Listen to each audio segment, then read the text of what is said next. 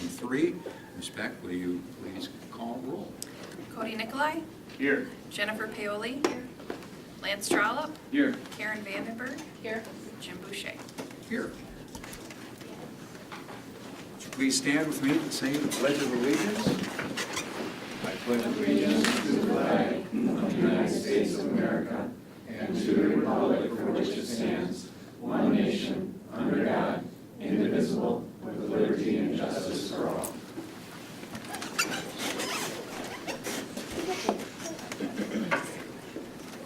It is the mission of the Wausau School District to advance student learning, achievement, and success. And it is my honor today to read the proclamation for Indigenous Peoples Day. I am honored to do that as my ancestry hails from the Menominee tribe. So with that, let me begin. Sit back and relax. It's quite a proclamation. Whereas Native Americans have inhabited this continent since time immemorial. Whereas Wisconsin is home to 11 federally recognized Native nations and 1 federally unrecognized nation, including Bad River Band of Lake Superior Chippewa, Forest County Potawatomi, Ho-Chunk Nation, Lakota Band of Lake Superior Chippewa, Lac du Flambeau Band of the Lake Superior Chippewa, Menominee Indian Tribe of Wisconsin, Oneida Nation, Red Cliff Band of Lake Superior Chippewa, Mole Lake Band of Lake Superior Chippewa, St. Croix Chippewa Indians of Wisconsin, Scottbridge Munsee Community Band of Mohican Indians, and Brotherton Indian Nation. Whereas throughout Wisconsin's history, Native American leaders such as Great Chief Buffalo, Chief Oshkosh, Chief Yellow Thunder, Walter Brissett, Truman Lowe, Ada Deer, Patty Lowe, and Ernie Stevens have defended Native rights and promoted sovereignty and prosperity for their people. Whereas the state of Wisconsin recognizes the historic, cultural, and contemporary significance of the indigenous peoples of this region, without whom the building of the state and its cities would not have been possible. Whereas organizations like Great Lakes Intertribal Council, Native American Tourism of Wisconsin, and the American Indian Chamber of Commerce promote the sovereignty, resilience, cultural richness, and success of Native Americans. Whereas the sovereignty of Wisconsin's Native nations is affirmed in Executive Order Number 18, wherein the state of Wisconsin recognized our unique legal relationship with Native nations and directed cabinet agencies to engage Native nations with the same respect accorded to other governments. Whereas 1991, with the passage of Wisconsin Act 31 of 1989, all public school districts and teacher training programs are required to provide instruction on the history, culture, and tribal sovereignty of Wisconsin's 11 federally recognized American Indian nations and tribal communities. Whereas the state of Wisconsin has responsibility to oppose the systemic racism toward indigenous peoples in our state and in the United States, which perpetuates high rates of poverty and income inequality. Whereas the state of Wisconsin recognizes the historical sacrifices of the indigenous peoples and greatly values the social, economic, and cultural contributions they make, and whereas Indigenous Peoples Day was first proposed in 1977 by the International Conference on Discrimination Against the Indigenous Population in the Americas, a delegation sponsored by First Nations leaders in the United States. Now, therefore, I, Tony Evers, Governor of the state of Wisconsin, by the authority vested in me by the Constitution and the laws of the state hereby, 1, declare the second Monday in October to be Indigenous Peoples Day in Wisconsin. 2, recognize the immense importance of the Native nations to this state and reaffirm the significance of the Native nations' sovereignty, culture, and history. 3, recommit to the state's efforts to promote the well-being and the growth of Wisconsin's Native American communities. 4, In addition to requirements under 1989 Wisconsin Act 31 mandating public school instruction on Wisconsin's native nations, strongly encourage Wisconsin schools and educators to use Indigenous Peoples Day as an opportunity to engage students across the state on the importance of Native American history, culture, and tribal sovereignty. 5, strongly encourage Wisconsin businesses, organizations, public institutions, and local governments to recognize and celebrate Indigenous peoples and cultivate strong relationships with Wisconsin Native nations. 6, strongly encourage all Wisconsinites to be in solidarity with Indigenous peoples throughout the state. In testimony whereof, I have hereunto set my hand and caused the great seal of the state of Wisconsin to be affixed, done in the city of Franklin this 9th day of October in the year 2023. So thank you for listening through this. It's a very important day to our Indigenous communities and something we should be taking pause to really think about. So with that, thank you very much for listening as we move on. Was it here that you wanted? I'll do the next recognition. As I move on with the agenda items, agenda item 6, Wisconsin Association Recognition. I want to just read this. You may have seen us taking a picture here. I'm going to announce what that was all about. We just don't take pictures of the school board members for random purposes. Wisconsin Association Recognition Award System is, let me read that, through its member recognition program, the Wisconsin Association of School Boards recognizes board members who are committed to professional development. Board members earn points for attending WASP events and participating in specific activities. After earning a designated number of points, board members are awarded an achievement level and publicly recognized at that member's WASP fall regional meeting. We had our last meeting, our regional meeting last Tuesday, and 3 from the Wisconsin, or from the Wausau School District were honored in that award system. And with that, the names of the people identified is Karen Vandenberg at level 1, and Lance Trollope at level 1, and Jim Boucher at level 3. So I want to congratulate the two of you for your work with Wisconsin Association of School Boards through all the work that you do for the Wausau School District here. So thank you very much.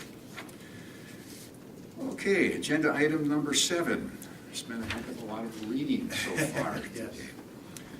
With that, I would like to recognize speakers and students who wish to make public comments. And before I do that, I'll just give a quick reminder. The board recognizes the value of a public comment on educational issues and the importance of allowing members of the public to express themselves on district matters. Please identify yourself by name and state your address. Each statement made by a participant shall be limited to 3 minutes in duration. Ms. Beck will identify time remaining. Speakers shall direct all comments to the board and not to staff or other participants. Public comments may not identify specific personnel or students by name or through the use of sufficiently detailed description. With that, I'll cut that short and let us move to our first and only speaker, Deb Elby.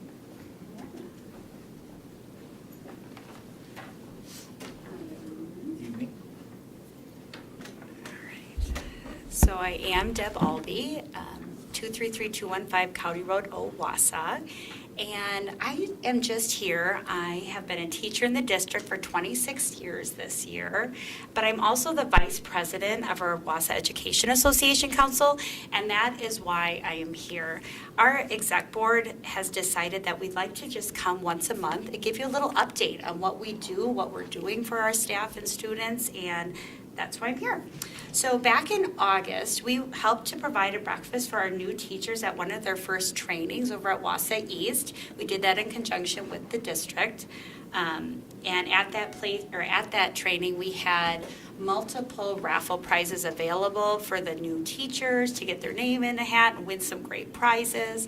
Along with that, each new teacher got a goodie bag from other like local businesses, Wausau events, councils, we put it all together in a bag. So everybody got something saying, welcome to our community. We're glad you're here. We're glad you're working with us, along with winning some great prizes.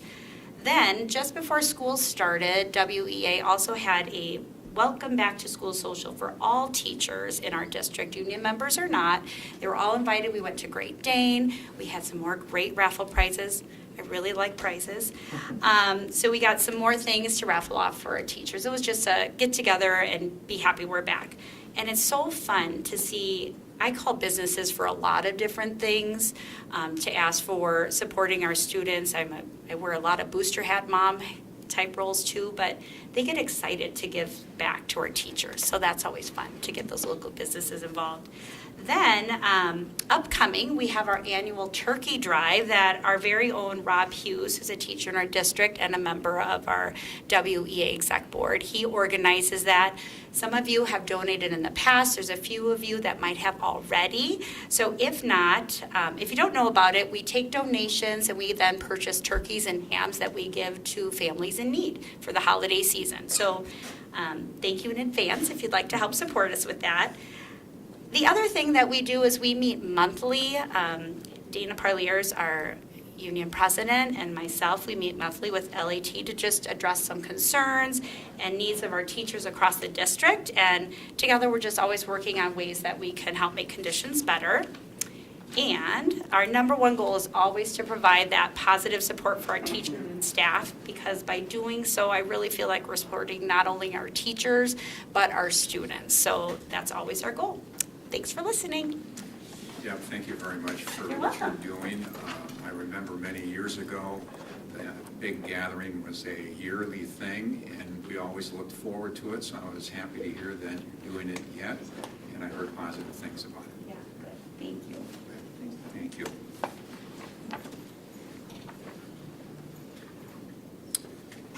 Agenda item 8. We're going to approve the consent agenda, starting off with the appointments, additional staff, replacement staff, contract increases, separations, resignations, contract decreases, terminations, leaves of absence, retirements, minutes, special session of August 17th, special session of September 11th, special session, regular session on September 11th, special session of September 19th, and special session of September 25th. There were a lot of special sessions in that period of time. Payment of bills, budget status and investment report, school board members' salaries, donations to the district. I'd like to recognize the people that have donated to the district: Marilyn Herman, St. John Baptist Episcopal Church, an anonymous donor, Prevail Bank, Halamaz Martial Arts, Menzer Hardwoods, and Wausau United Soccer Club, and the McDonald Foundation. So I'm seeking a motion to approve the consent agenda. Second. Okay. Before we move on, in the question portion of this, I'm just going to ask maybe clarification on this, Dr. Hiltz. Just for clarification, interim principals, and I believe we have a few interim principals this year because of the time in which we had to bring principals on board, and I've always been a believer in interim because you can never just run a school with a group of people. It has to have somebody at the head. I always compare it to a football coach. You always have to have one coach, and then you can have your defense and offensive coordinators, et cetera, and breakdown.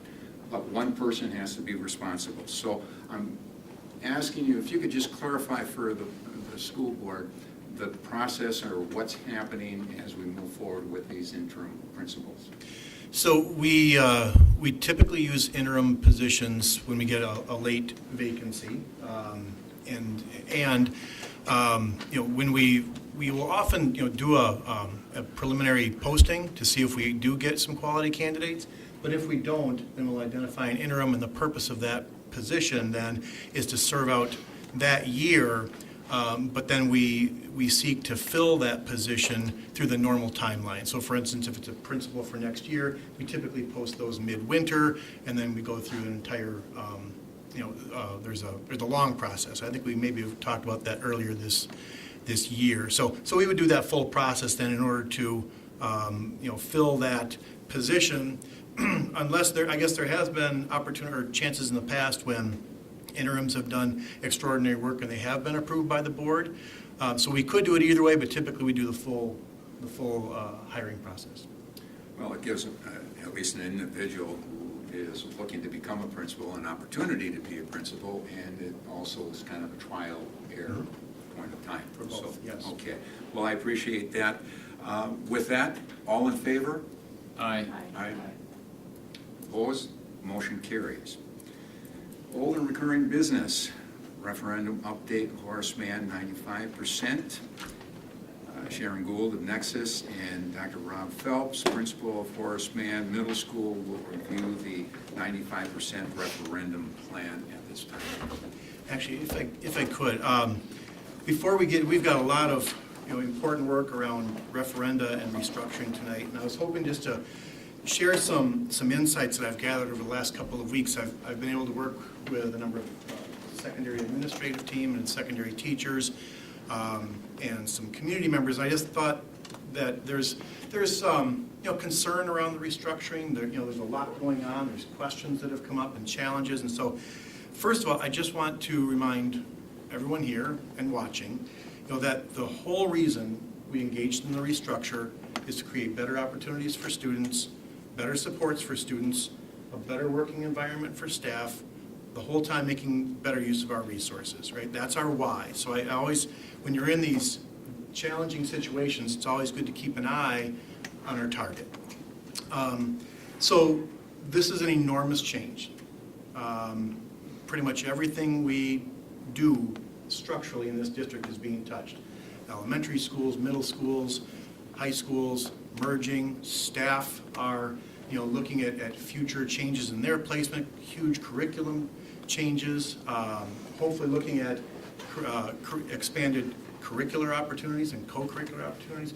So the other side of this change is what we have our eyes on, and it is a real sea change for this district. So we have to recognize that when we're in the middle of a change like this is how change feels. It's never comfortable, right? And things come up that are that maybe we could have predicted or didn't predict, but we just have to make the decisions to get through it, to get to the benefits on the other side. And there have been some people who asked me if the board made the decision too soon, and I completely disagree with that. And I wanted to congratulate the board again on making the decision, because if you think about if last February, if the board had said, let's study this for a year, think about the opportunities that would have been missed. Tonight we're going to hear about Horace Mann, and Montessori would have been designed into Horace Mann. They wouldn't have had the opportunity for their own space. Similar to our Red Granite School, who got their grant, by the way. We just learned that last week, so we'll be bringing some things forward for you for that. We wouldn't have a space pending for them. You're going to see some design changes or scope changes in some of these designs that are specific to the restructuring that we would not have had the opportunity to do if the board hadn't made an early decision.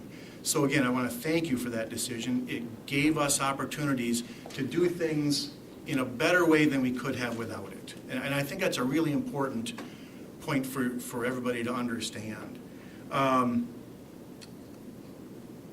So last week I was talking to many of our teachers, and they are recreating their own world, right? They're rewriting their curriculum, they're thinking about where they might be teaching, who their teams might be, and they are willing to do that, and they're digging in really hard.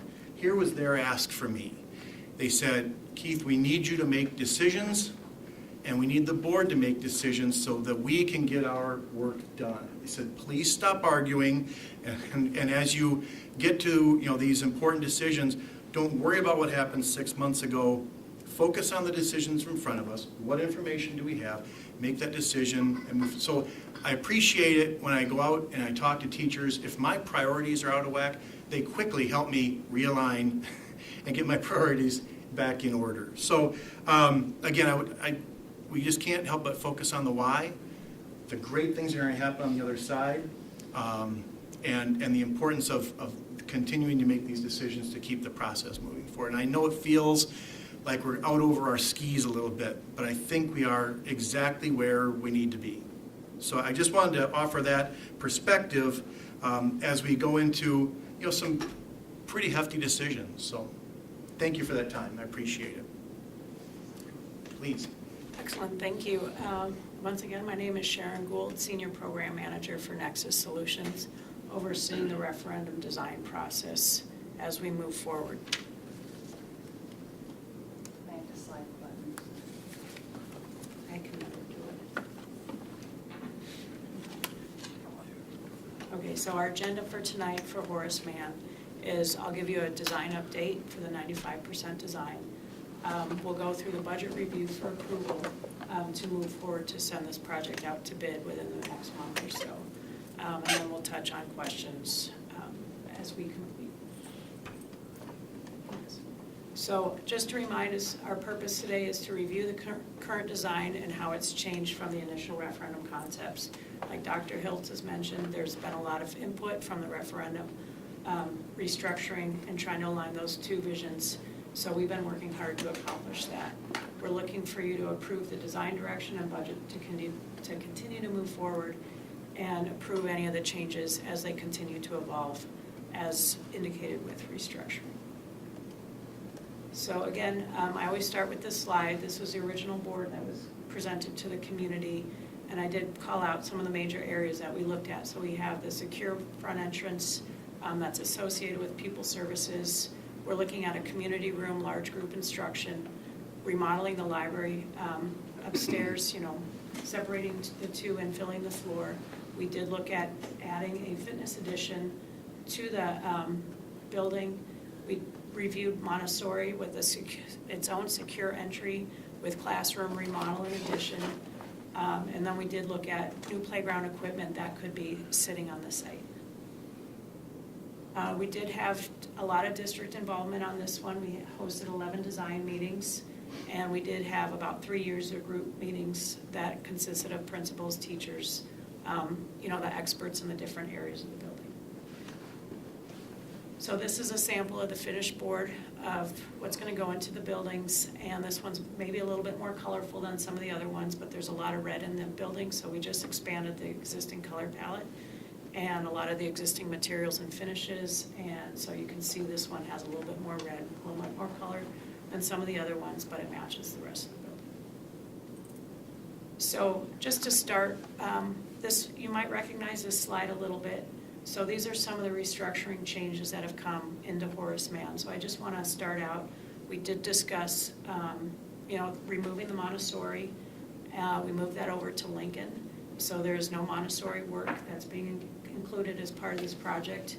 And then also part of the restructuring, we did add 2 art rooms to help match the curriculum that will be offered for those 5th graders coming in. Next. So as we look at the site plan, a couple things to note is the playground scope of work changed because Montessori changed, but we are going to be looking at adding in a couple ADA swings for the special ed education kids. There is an ADA ramp out to the field, so it's a little bit light to see, but you can see a kind of like a snaking gray line going out towards the track. So we did work with the team to be able to get that incorporated. And then other things that we were looking at, maintaining some of the asphalt, rebuilding the road, pulling out some parts of the hardscape that wasn't really useful, deteriorating. So some of those green areas are shown to show where we turned some sidewalks back into grass. Safety was important. We relocated the bike racks so they would be usable because some of those spaces were taken up with the fitness room addition. So it's a pretty comprehensive package, and we did go through and make sure that we're in the site that we're identifying the greatest need. Next. So this is a design rendering of the fitness addition. We put a lot of effort into make sure it tied into the existing building structure. One of our design goals is it looks like it meant to be there. It's not an addition that came in later, so a lot of the roof elements are consistent with the rest of the building, And then we did add a lot of windows for lighting, so it's a really good educational space for the kids to come into. Next. So once we go inside the building here, just want to touch on some areas. This is a high-level overview. So again, I broke it down based on the different levels of renovation, so you can see the extent. I don't want to say what's left in the building, but just to walk through, you have light renovation, which is generally finishes or ceiling work, pretty straightforward, things like that. Medium renovation, we're moving walls, changing the occupancy, really kind of getting into their heavy renovation.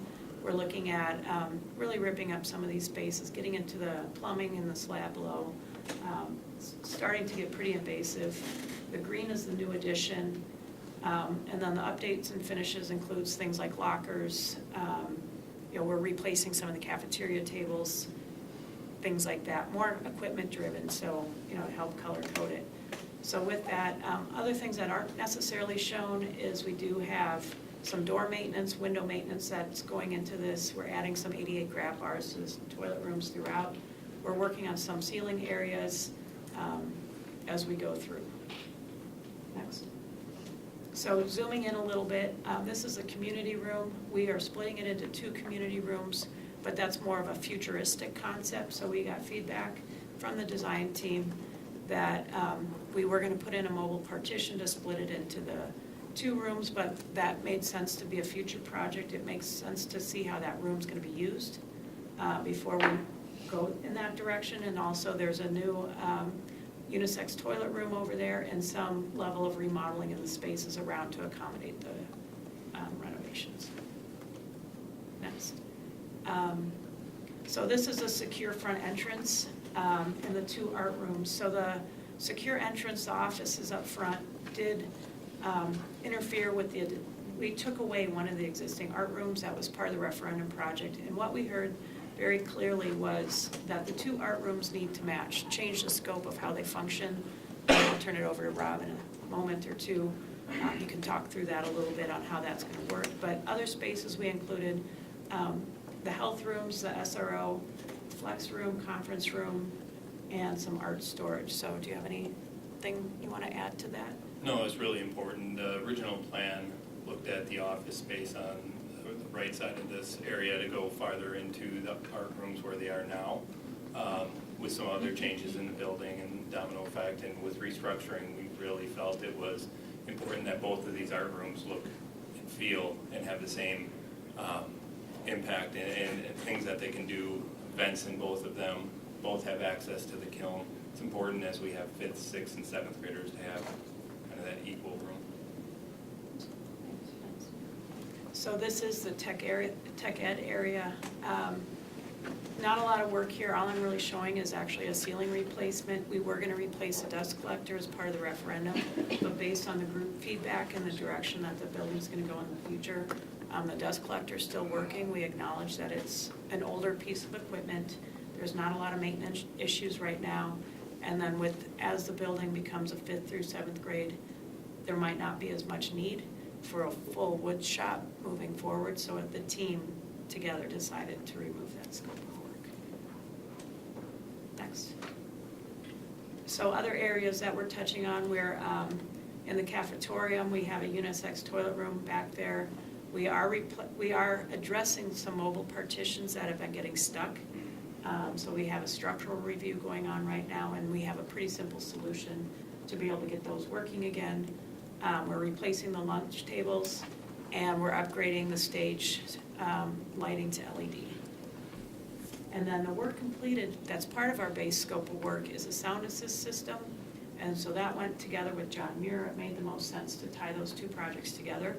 And so the system came in as mobile units that are more flexible than hard wiring and hard installing the sound assist system into each classroom. Next. The areas of work in the locker rooms, we're replacing, looks more gray than beige, but we're replacing the lockers in the gray area to upgrade those. And then the purple areas, we're doing single stall showers in the different locker rooms, and then we do have a unisex locker and toilet room. That also could be used for other purposes. I don't know if you have anything you want to add about that. Yeah, our gym area is right above there, so as we have events, we feel it is important to be multifunctional, not only for those events and to have bathrooms available, but then also can help with our special ed population in going to the pool area. So this is where the fitness room is going. The green is where the new is, and then we did have to renovate the lobby to be able to change, and then we're still working through some of the equipment selection that's going in, being cost effective, new versus existing, just being thoughtful to be able to tie all those fitness areas together. Next. So this is the second floor. So I had to pick between the first and second floor for the heavy renovation. So we're doing a lot of work in the library area. We did add a couple unisex toilets, and there is some electrical work that we're doing on the second floor as well. Next. So this is a rendering of the new library space with some of the changes. So I just want to point out that the big scope of work item here was to infill the floor. If you're familiar with how Horace Mann is set up, the library is currently 2 stories, and so we're removing the stairs, infilling the floor. So that's how we're getting to the community room. And then upstairs, we have an opportunity to dress it up a little bit and just bring it into today's technology, today's teaching needs, things like that. We did work closely with the librarian as well to make sure that it would be a very functioning space in the school. Next. So as you can see here, it's the sketch in purple shows just a preliminary bookcase layout. We've actually modified it, or in the process of modifying it, to radiate it out from the desk. So she has better supervision of the spaces. And then we did modify the workroom and some of the classroom space behind it so they're more flexible and gives the ability, for her to interact with those spaces a little bit better, have a offset teaching area. And is there anything else you want to add to that? Yeah, that was one of the biggest projects in making those 2 classrooms accessible from the library area. So we have a space not only where our librarian can teach lessons along with having book checkout and everything that goes on in the library, but then also having a flex room where future maker space or a future area where we can put some other classroom needs. So one thing I do want to point out on this slide, to the top of this slide, you see another purple area. This is one of the things that shifts around during design. There was a spot for a unisex toilet room somewhere else in the building, but because Montessori moved, it made more sense to bring it over here. And so this is an existing fitness room, you would say. And so we were able to take part of that for these toilets. So we fit in 2 toilet rooms instead of just 1, and then still have usable space in the other half of that room. So that was a very good multifunctional solution that addressed, multiple things. Next.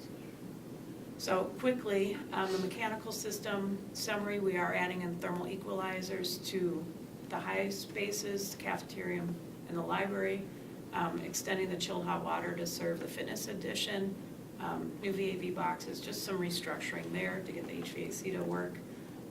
Plumbing, we're addressing plumbing to match the changes for the showers and toilets and things like that.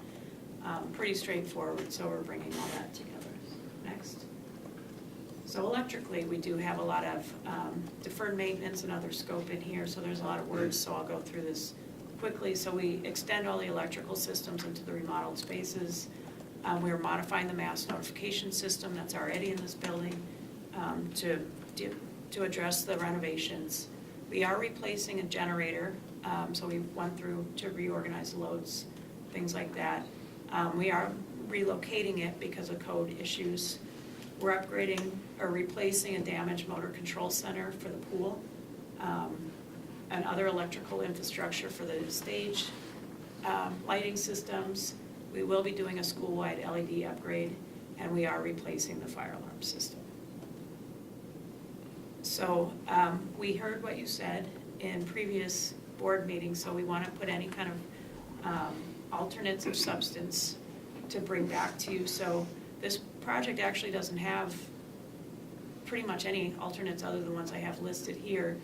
And one I just identified in the future is by arranging the library the way we have, we might look for additional scope for the new bookcases, because a fifth grader is a little bit smaller than, like, the kid height's going down a little bit, so we want to have bookcases that we can see the kids over the bookcases.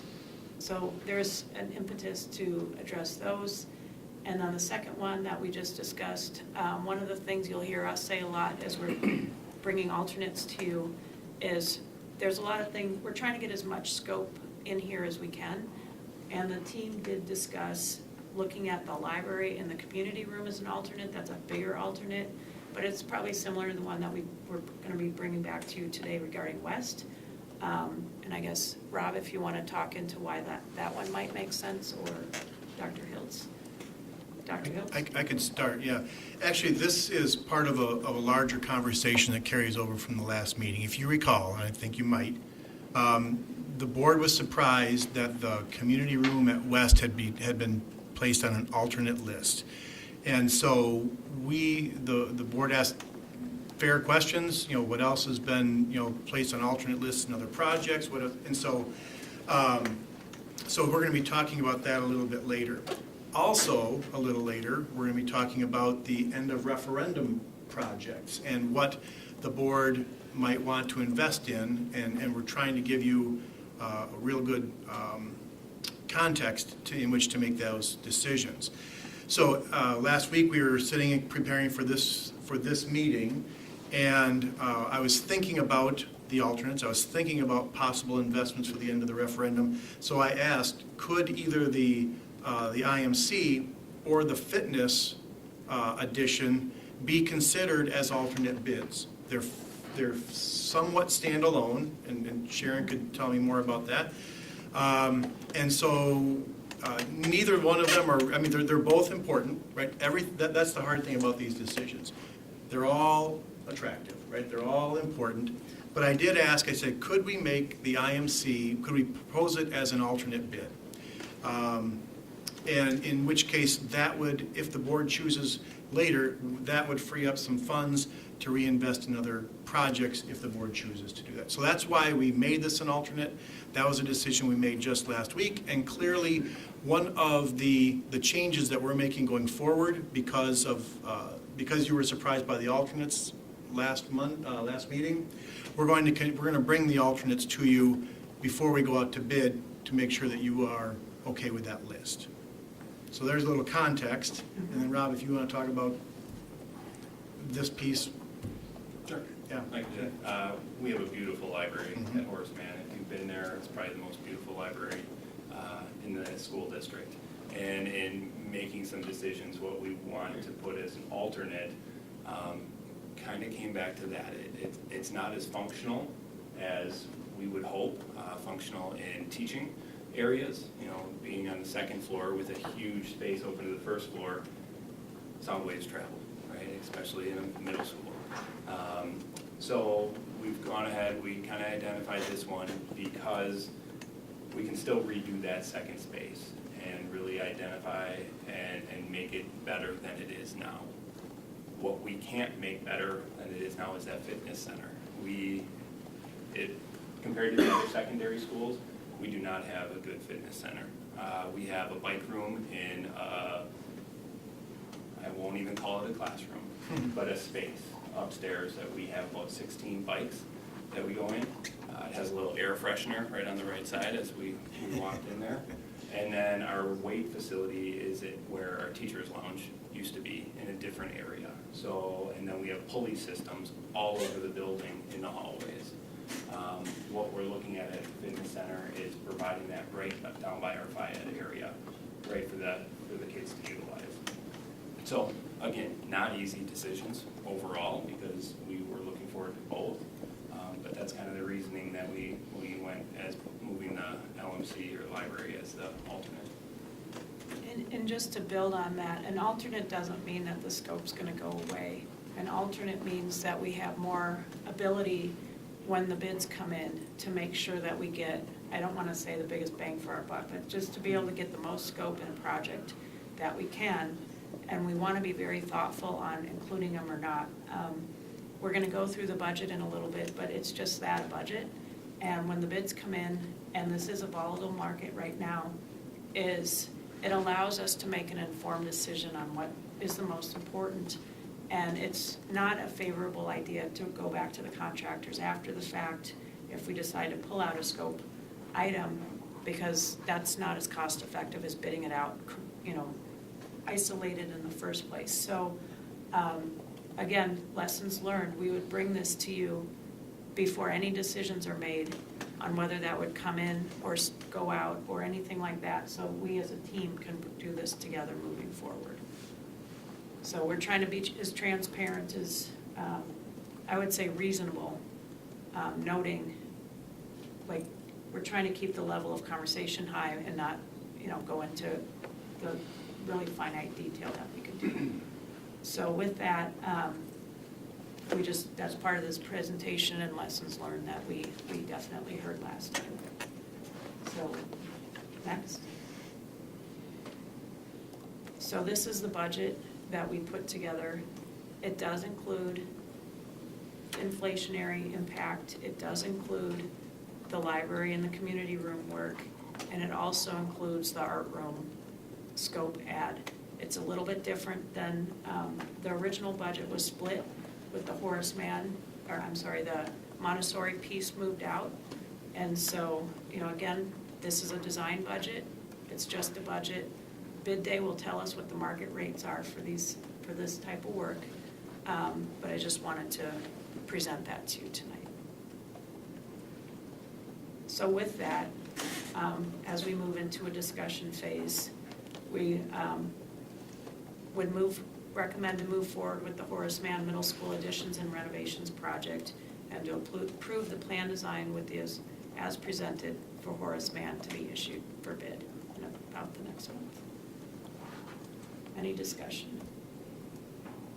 So, the question I had, I think you answered it. The $7.7 million includes the IMC work. Correct. It's going to be an alternate bid so that it could be pulled out, but as of right now, it's in there. Correct. And if the bids come back so high that you believe that needs to be pulled out, you'll come back to us and tell us that so that we can give final approval on that. Correct. Right? Because what we're approving tonight, if we approve this, includes having the IMC work done, right? Right. Okay. Good, thank you. Other questions?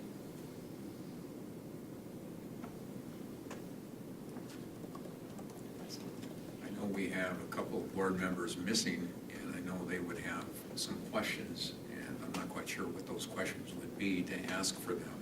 So I won't pretend that I know. So we're looking for a motion, and seeking a motion to approve plan designs for Horace Mann Middle School as presented to be issued for bidding.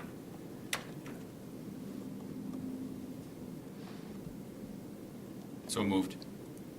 Second. Follow-up questions or comments? Could I just offer a suggestion the board might like? I know we're expecting another board member to show up here soon who has some construction background. I wonder if we, you have a first and a second, but I wonder if we might go to the next item, go through which is the Wausau East, which should take about 10, 15 minutes or so. Again, give you some more context in everything we're doing. Give Mr. Sillers an opportunity to get here, see if he has any questions, and you'd have another board member too. What we could do is table it to the end and go that route so that we could then revisit it immediately. If the board's comfortable with that. I'm fine with that. Yeah.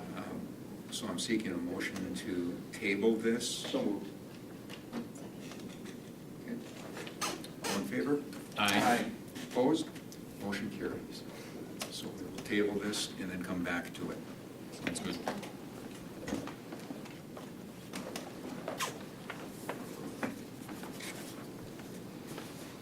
Next item is referendum update for Wausau East High School. There's referendum-funded improvement plans developed for each facility. The board will see updates when the designs reach 50% completion. Current plans for Wausau East High School have gotten to that point. So with that, go ahead. Well, welcome.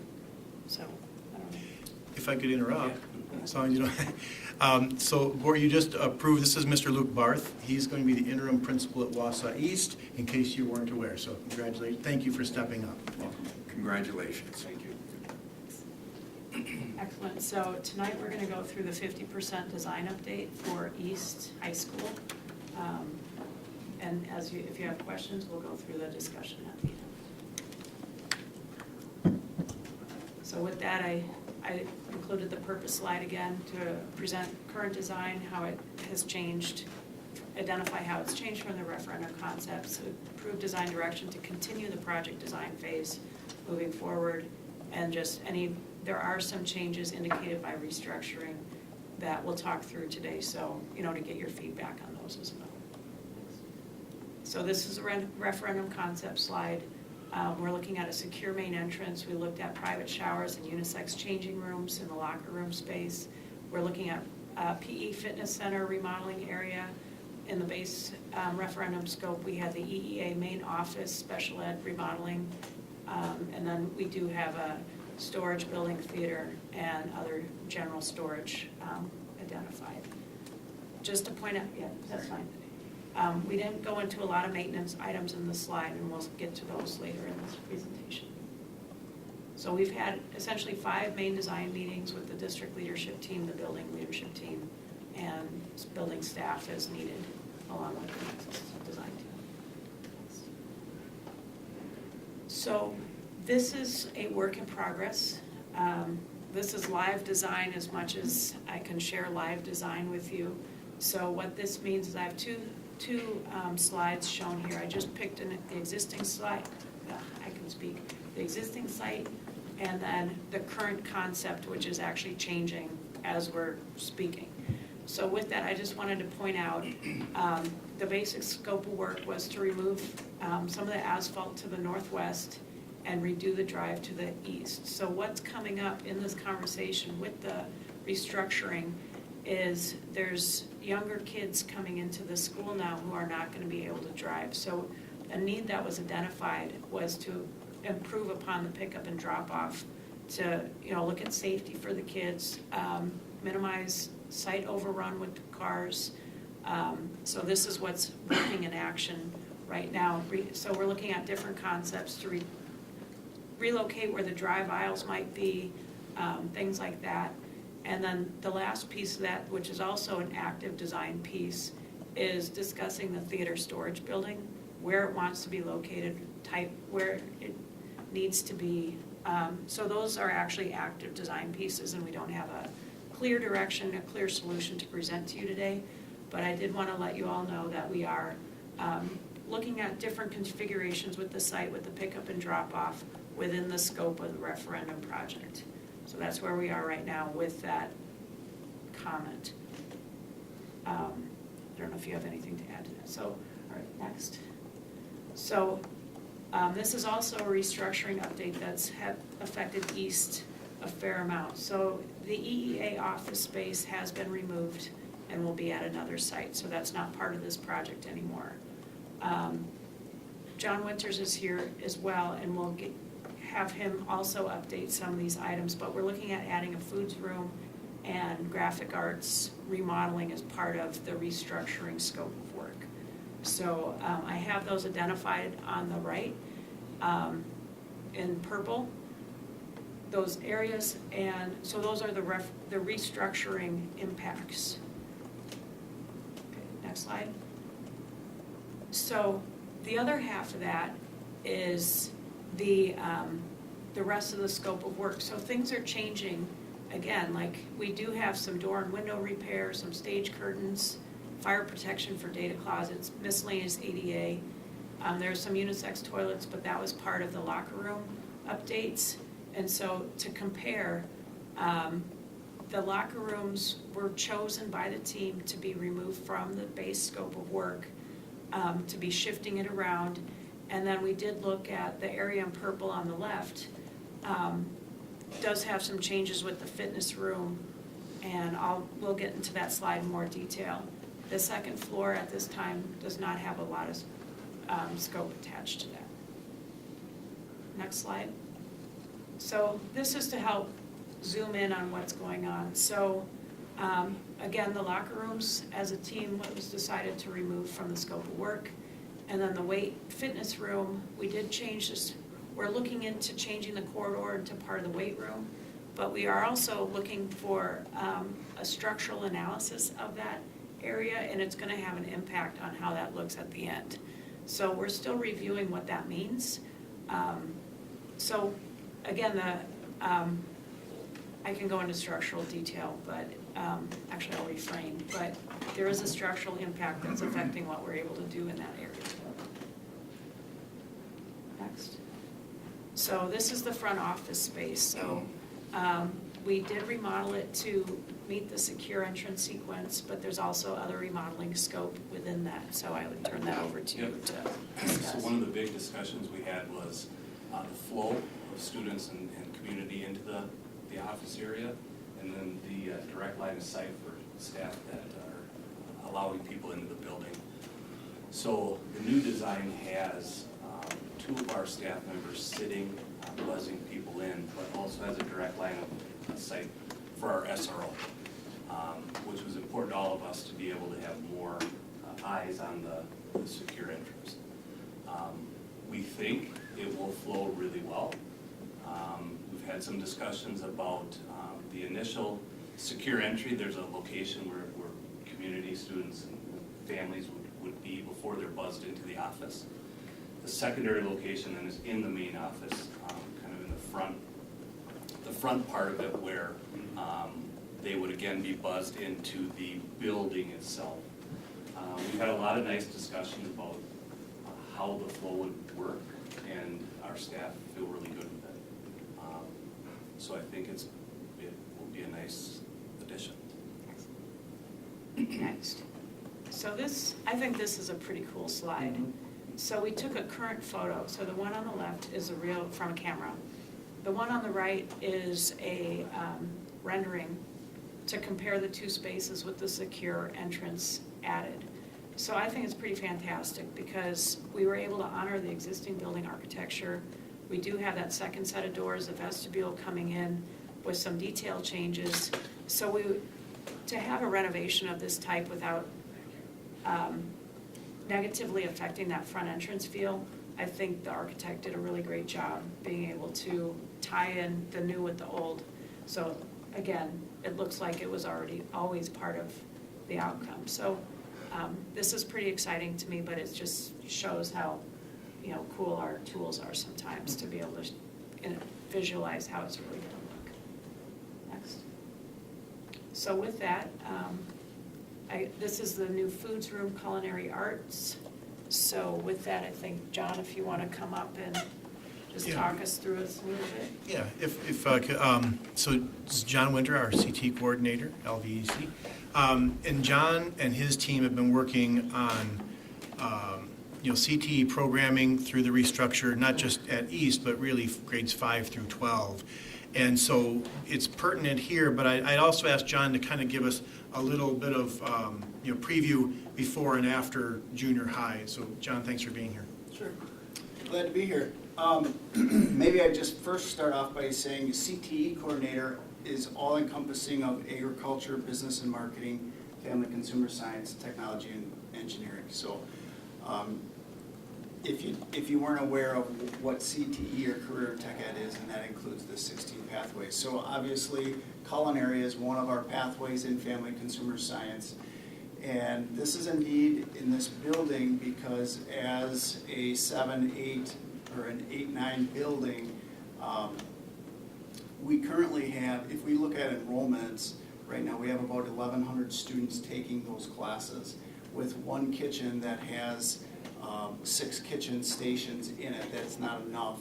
When you do the math, that's almost like 43 sections. So there's a significant need to add another kitchen at those grade levels. Those are very popular classes, and we obviously want to honor what the students are taking in.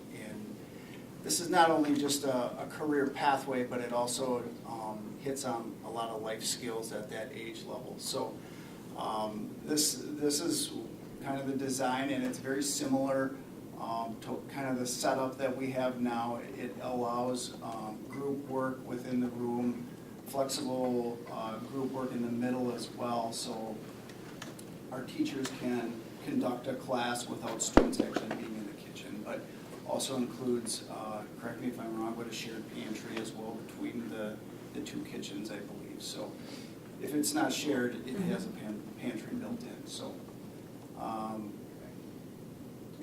I don't know if anybody has questions on that specific room. Well, the next one is the Fab Lab too. So I'll just speak a little bit about the Fab Lab. So this is the existing space right now is graphics.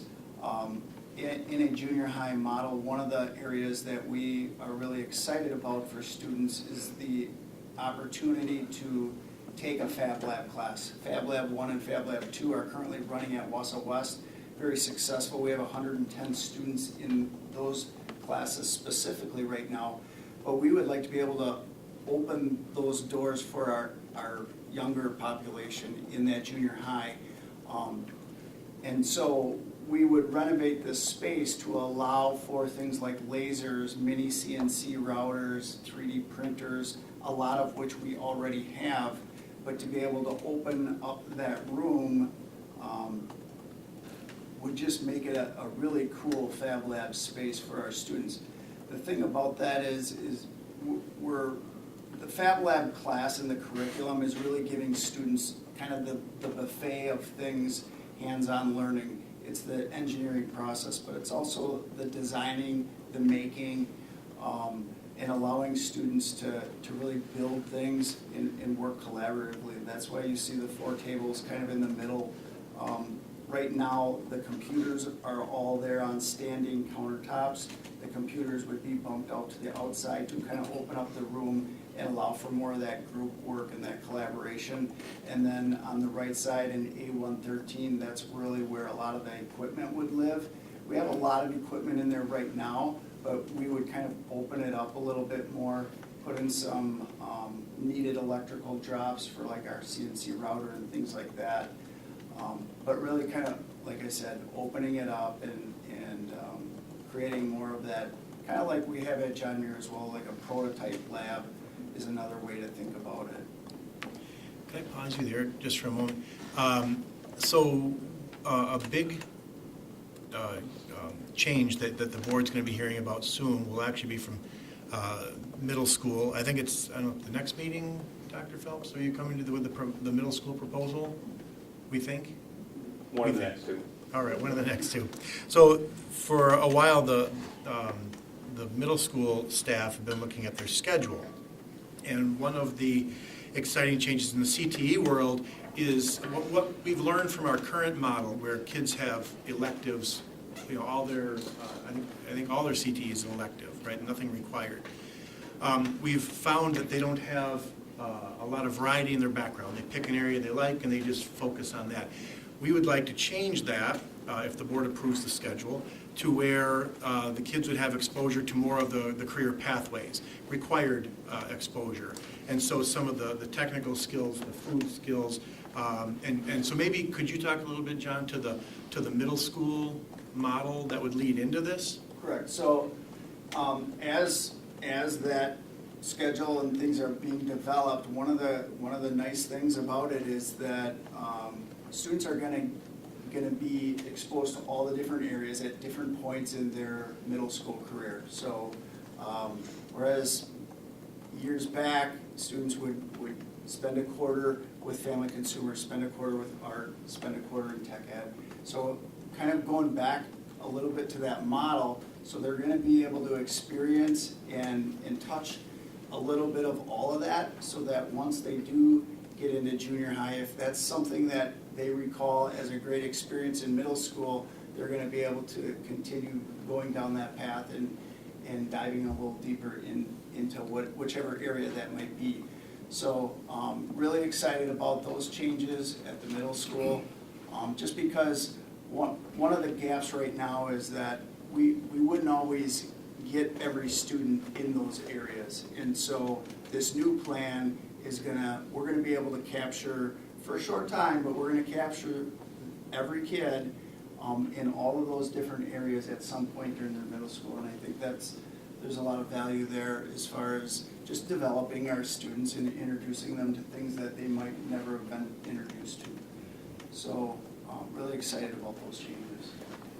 Thank you. So, let me just ask a question that might be answered. So when we're talking about the 16 career clusters and the 72 pathways, you're really wanting to make sure that every student, when they get into the junior high, is going to have that little bit of a touch everywhere.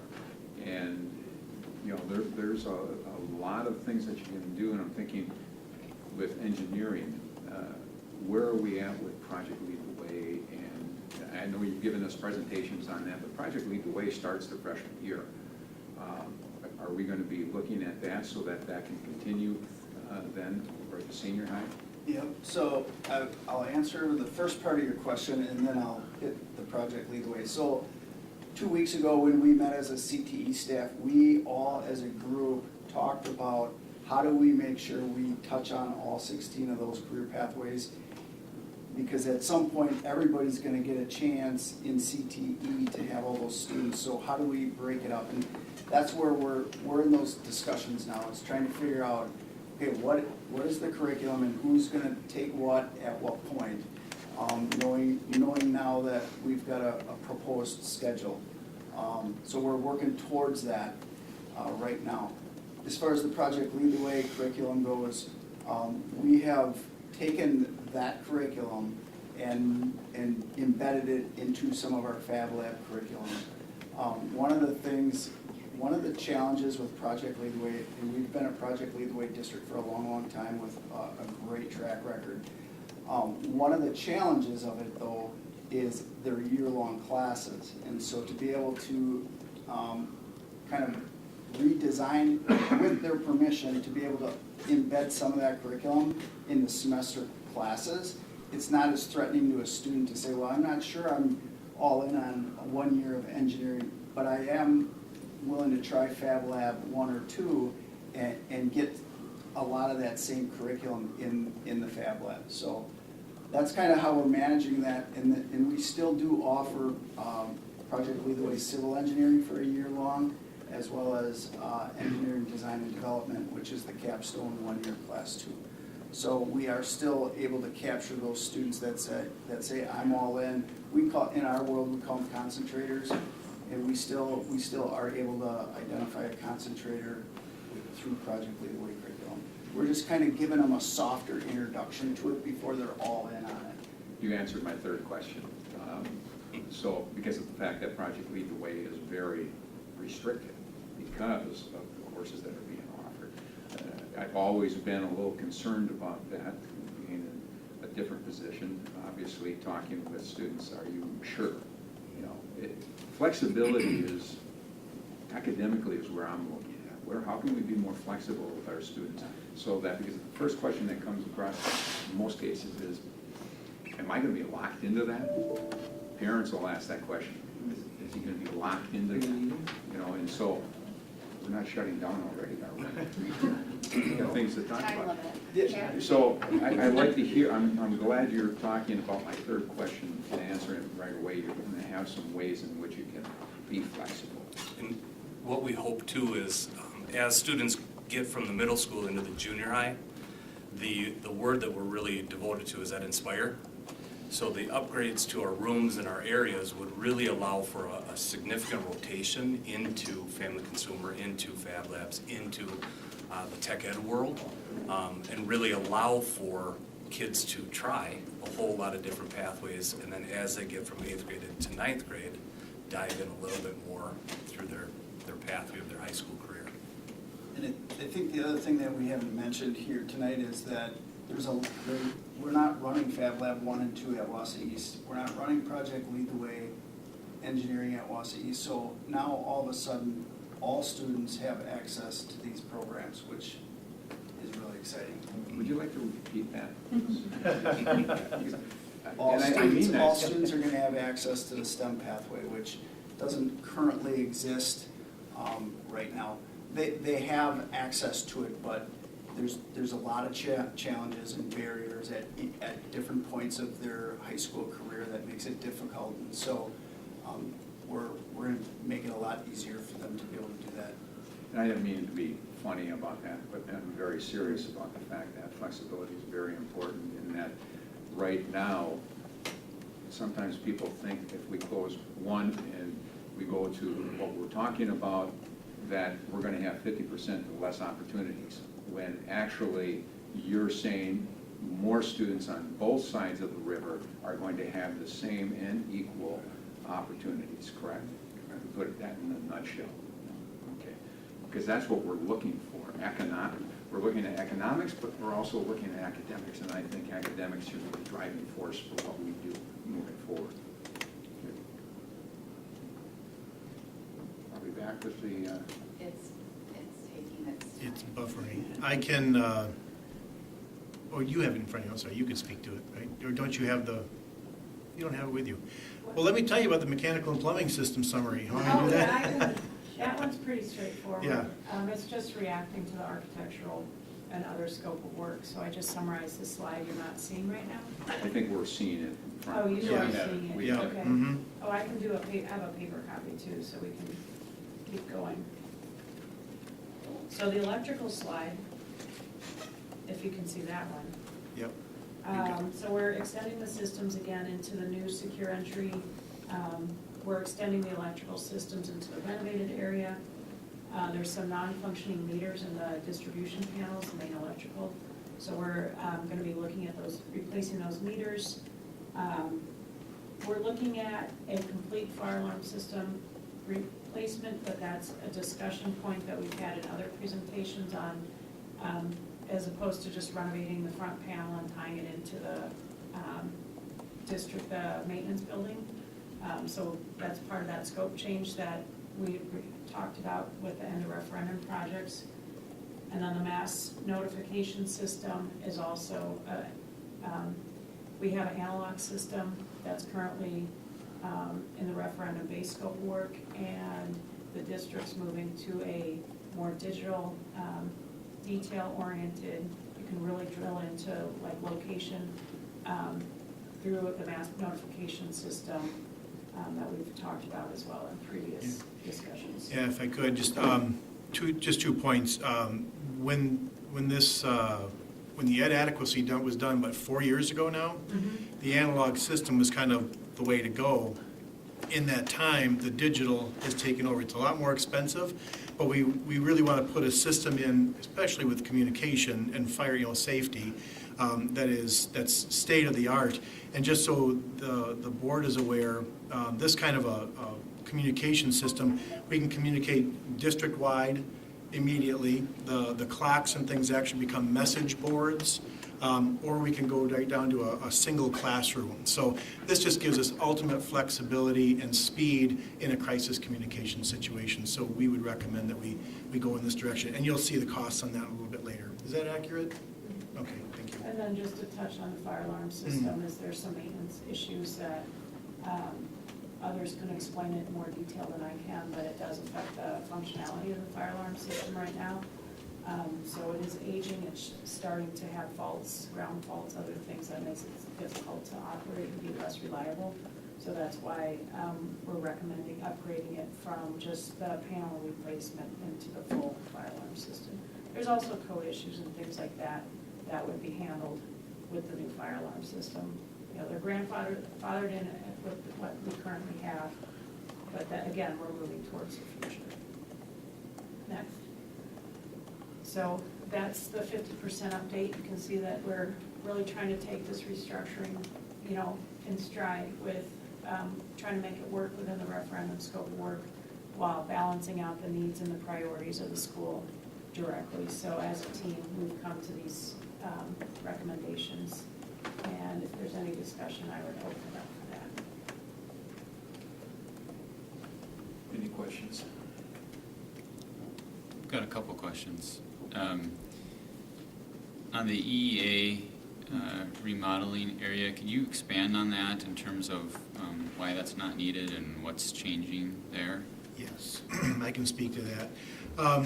So in working with EEA and their governance board, they've been looking for a new space. So originally we'd said, let's design it at East. In further conversations, we would rather not, partly for capacity reasons at East, but really more so for programming reasons for EEA. We actually looked at adding, we actually looked at moving them into the part of the Montessori space that was being vacated over at Horace Mann, but again, it doesn't fit their needs. So right now, we don't know where they're going to go, but we're working with them to identify some sites, but it won't be at East or Horace Mann. And it might actually be, spread across in multiple schools to spread their impact. But we're talking about that with the governance board and the staff. And that would come back to us later? Correct. Okay. Yep. And then the second question I have is regarding the extra storage being added. So, I mean, after the merger, I know the enrollment numbers are going to go up. But it's still going to be under capacity in the sense of what the building was originally designed. So it seems odd to be adding storage at the same time. Is it because that fine arts area has expanded so much more than what was originally planned, or is it just, I don't want to pick on the former designers, is it just bad storage design to begin with? Like, why do we need to have that extra storage added there to a school that is in some ways under capacity? I can speak to that if you need to, sir. Sure. You're talking about the theater storage, the Right. separate building. Okay, sure. So right now, if you're familiar with where they build their sets is their storage space. So, and having built a set there, there's no place to take the materials you're building, the sets you're building, and separate them. So you end up working oftentimes in the storeroom. So what we're looking for is a place to get that stuff out, the materials, the old flats, all that stuff, and get it out so that door that actually comes into the back of the theater could actually be a working space as opposed to a storage space. So it doesn't have anything to do necessarily with enrollment, it really has to do with the purpose of the spaces.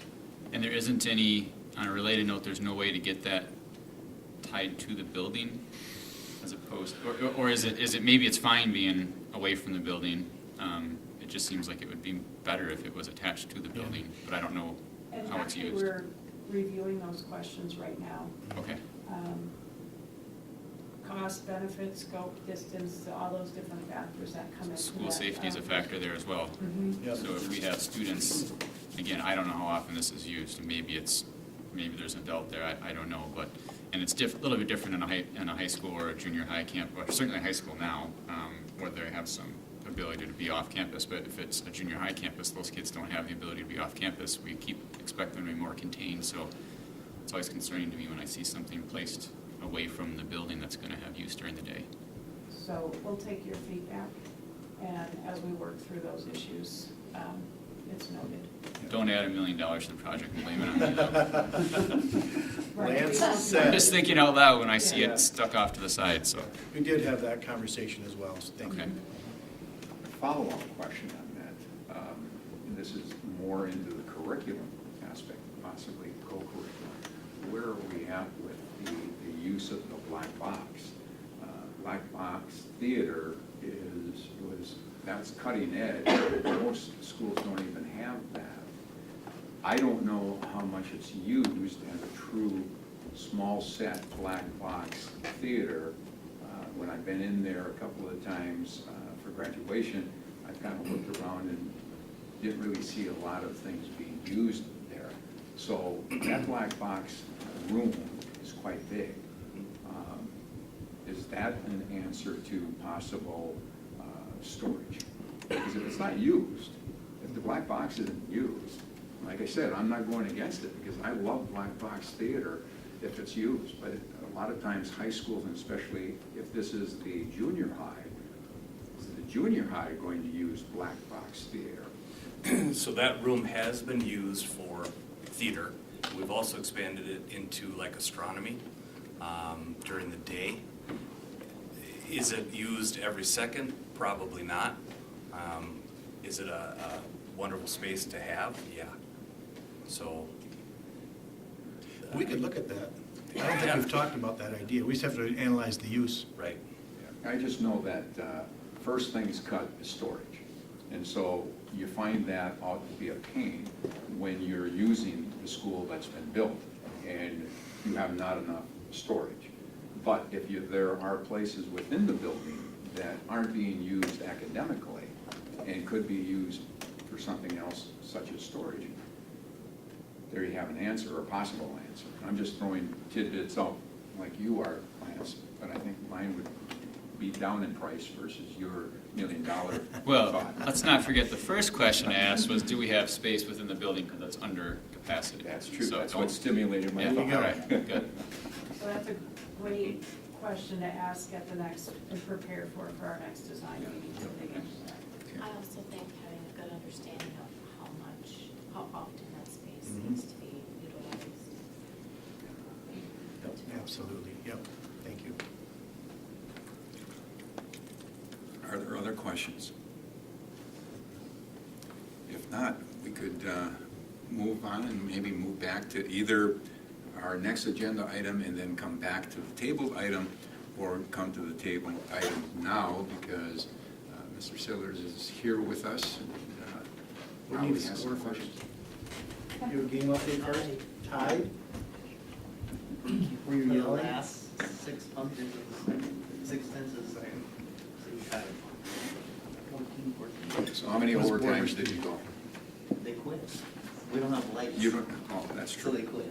There you go. That's another topic. Right. Let's go back to the table. You want to go back to, okay. Yeah. We tabled this because we knew you had some contact with what has been taking place at Horace Mann, and so we tabled it before we went. We're at a motion and a second. We're in the discussion stage now. And maybe just a quick overview, just so you can kind of wrap your head around where we are. At Horace Mann, the main areas of emphasis are the secure entrance and the art rooms, the IMC, and a fitness space that's an addition. Those are the three big areas, correct? Okay. A lot of other maintenance, LED throughout. I think that's, oh, and some outdoor improvements and maintenance. One of the things that we're starting to bring to the board are any alternate bids based on our last meeting when people were surprised. So to allow flexibility and transparency, we are offering the IMC, which if you recall, we were going to fill in that second floor, or fill in the floor of the second floor to make them two separate spaces. We're proposing that be an alternate bid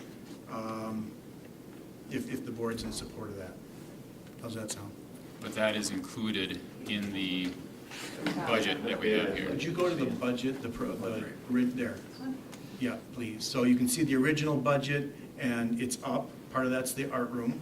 But the 7.7 million does include the IMC renovation if we choose to accept it after the bids come in. And of course, then we'd have an exact price instead of just a design price. So Okay. that's the shortest I can summarize that. Okay, well, that part is answered. The question for me then is answered because we mentioned that the other day. I'm curious as to how much, with the Montessori school leaving, how much of that space is actually, I guess, planned to be used? We'll still have some space with Montessori out of Horace Mann. We're projecting about 700 students, and our building fits about 1,000.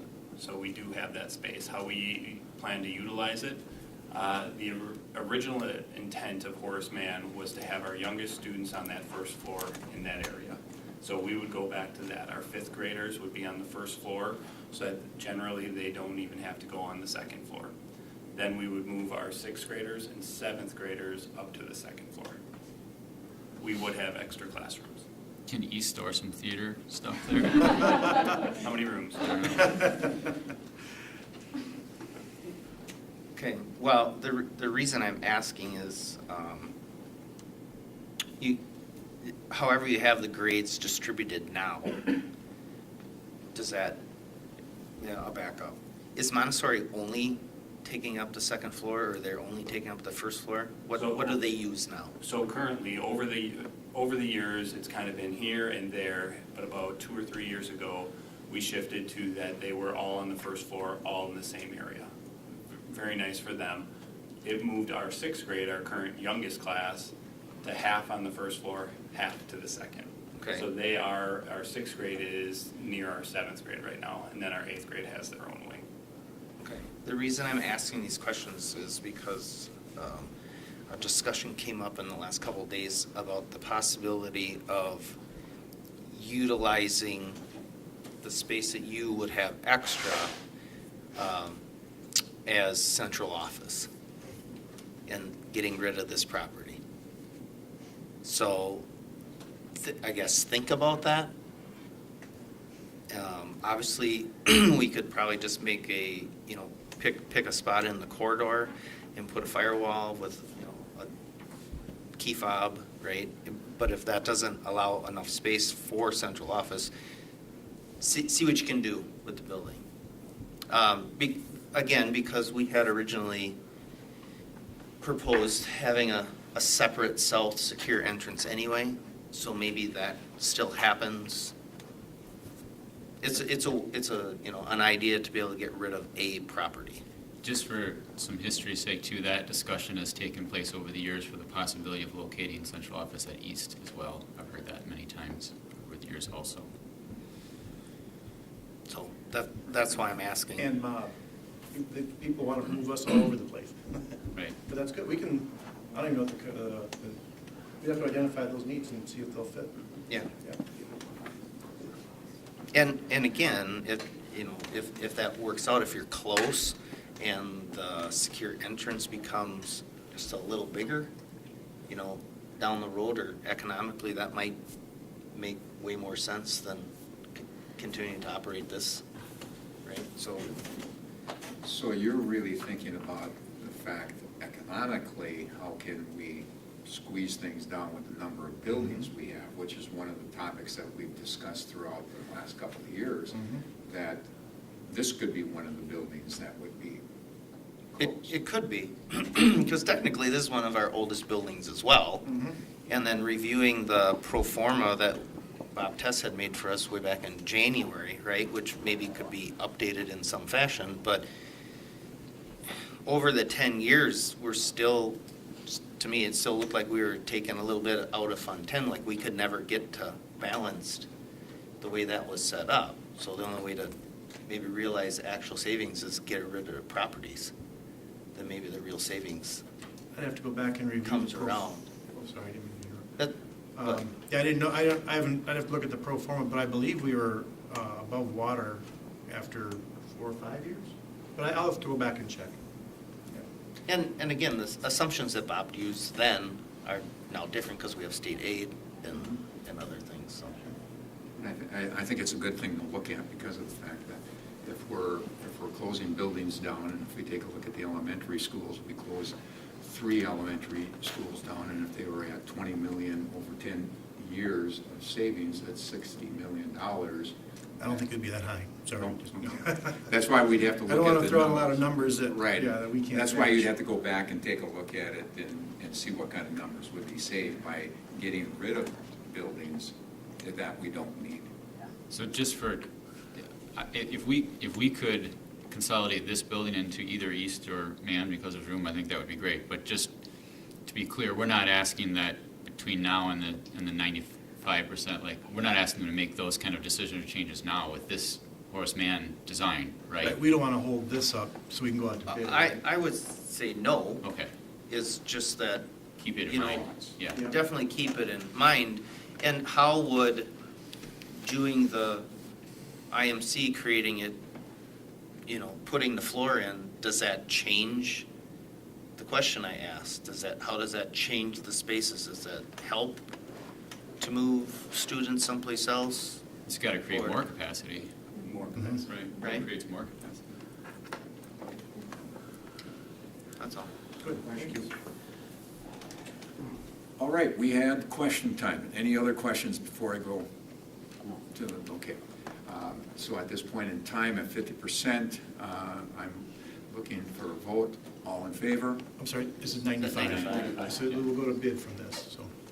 That's exactly. Okay, so the last question, are we doing the IMC It's in the. renovation right away? It's Is an that, alternate, so the IMC, that budget that they had, that 7 point whatever, that was actually with the IMC funding in there, but when it comes to bid, it's an alternate. So if it, the bid's up another $1 million to do that, then we would pull it out at that time. Right, so like the Okay. fiasco we had with the drainage fields doesn't happen again.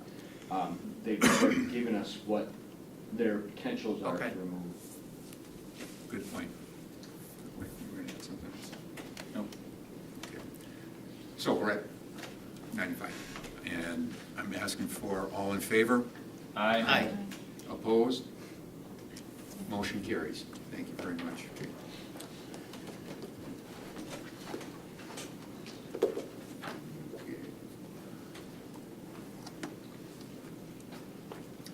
Now we're at the Education Operations Committee meeting, Wausau West referendum project review. Administration will review the history of the Wausau West referendum development process as well as the creation of alternate bid options. Yeah. So let me start this one. This is a long presentation. Our last meeting prompted a lot of conversations. And the main event that upset everybody, frankly, was the fact that we put a community room and a storage room in as an alternate bid, and we did not bring it to the board to tell you that. So that's what created the angst. So we reviewed that. And frankly, I don't know if you want to go through this whole presentation, but there was a lot of, some soul searching and some process development, and basically we should have brought it to you. What we're doing to make it right is obviously we brought it to you now, and there's a benefit to this actually, because if the community room and the storage room had just been bid as part of the package, we would have had no idea how much that part of the project cost. Now we do. It's $1.2 million. So now the board has the opportunity to make a decision about that space with a price and in the context of everything else. So obviously we're bringing that to you tonight. We'll talk about it in a moment. Moving forward, I think I may have already mentioned this, but moving forward, we're going to bring all alternates to you. So that's that piece of the conversation. I would like to move to slide, Cassie, if you can, there's a slide down below. It has the alternate summaries. I think it's slide 8, starts on slide 8. The board had said, in addition to that, is there any way you can make it a little bigger? Sorry, I can't. Is there, what other alternates, okay, so maybe you can see that on your own machine. So what we've put together, is a list of every alternate from every school. So again, what you'll see a lot of is window blinds, acoustical panels.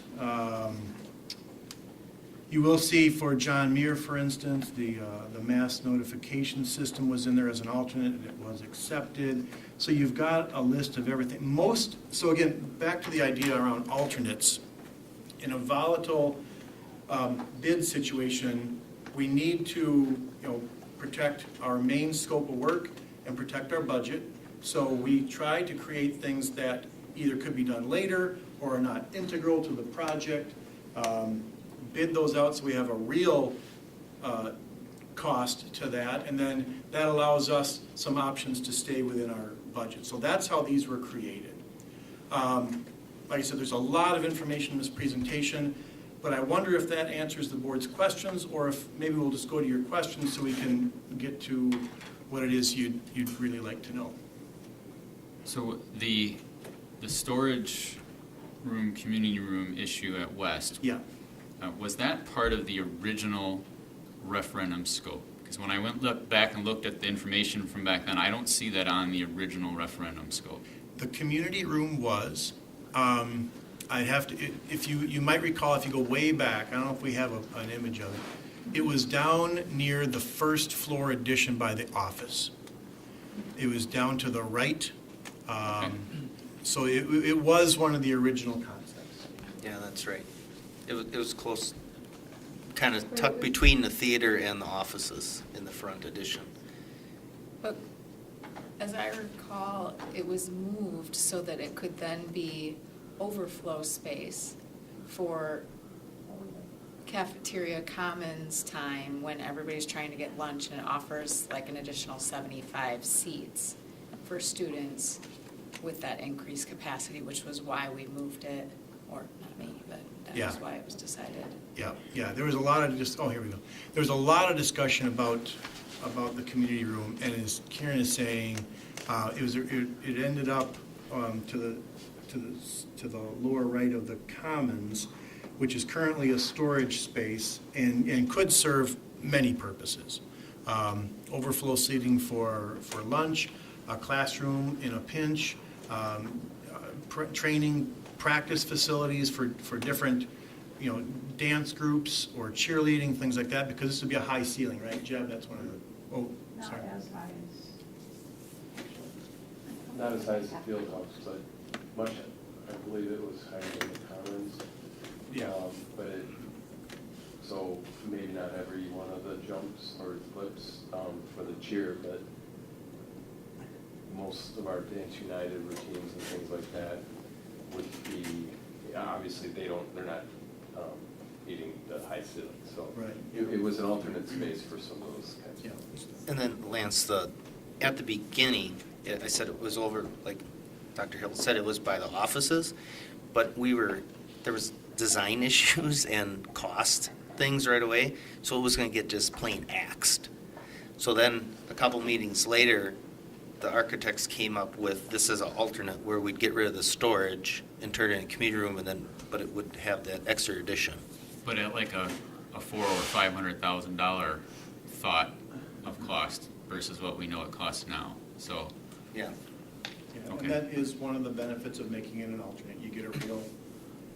Yeah, it went from the 450 in February to closer to probably 600 with inflation, and then hoping for some other savings through changing little strips of square footage all over, never materialized. Okay. And this particular subject, whether we do or do not do, is in context of the whole end of referendum plan. Right.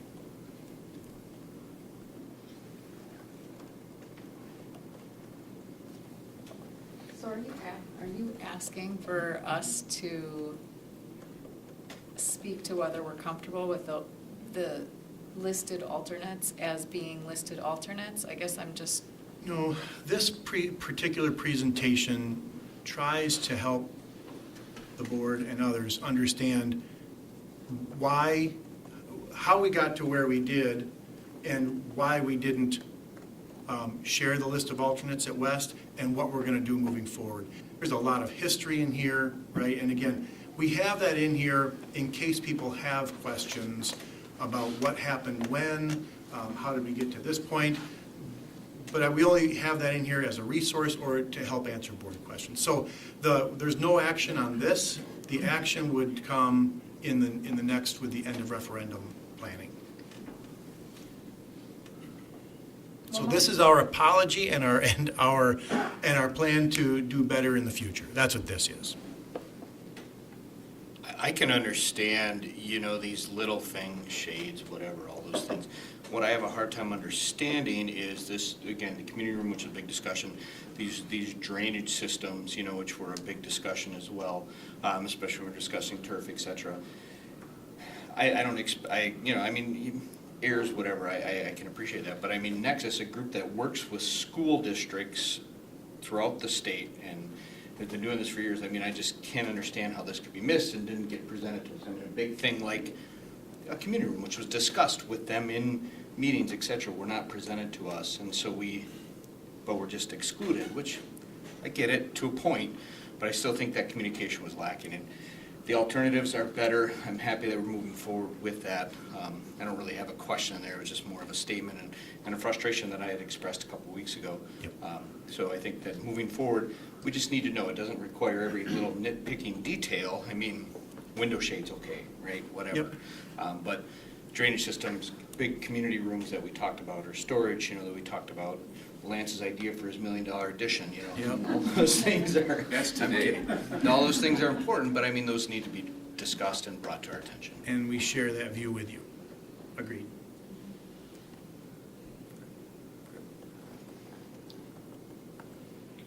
So I think moving forward, what we're just voting Yep. on, what We're we're moving to Well, the yeah, next and part. there's nothing to vote on here. If you're, Right. if you're good with that, we can go to the last item for tonight, which is the end of referendum planning.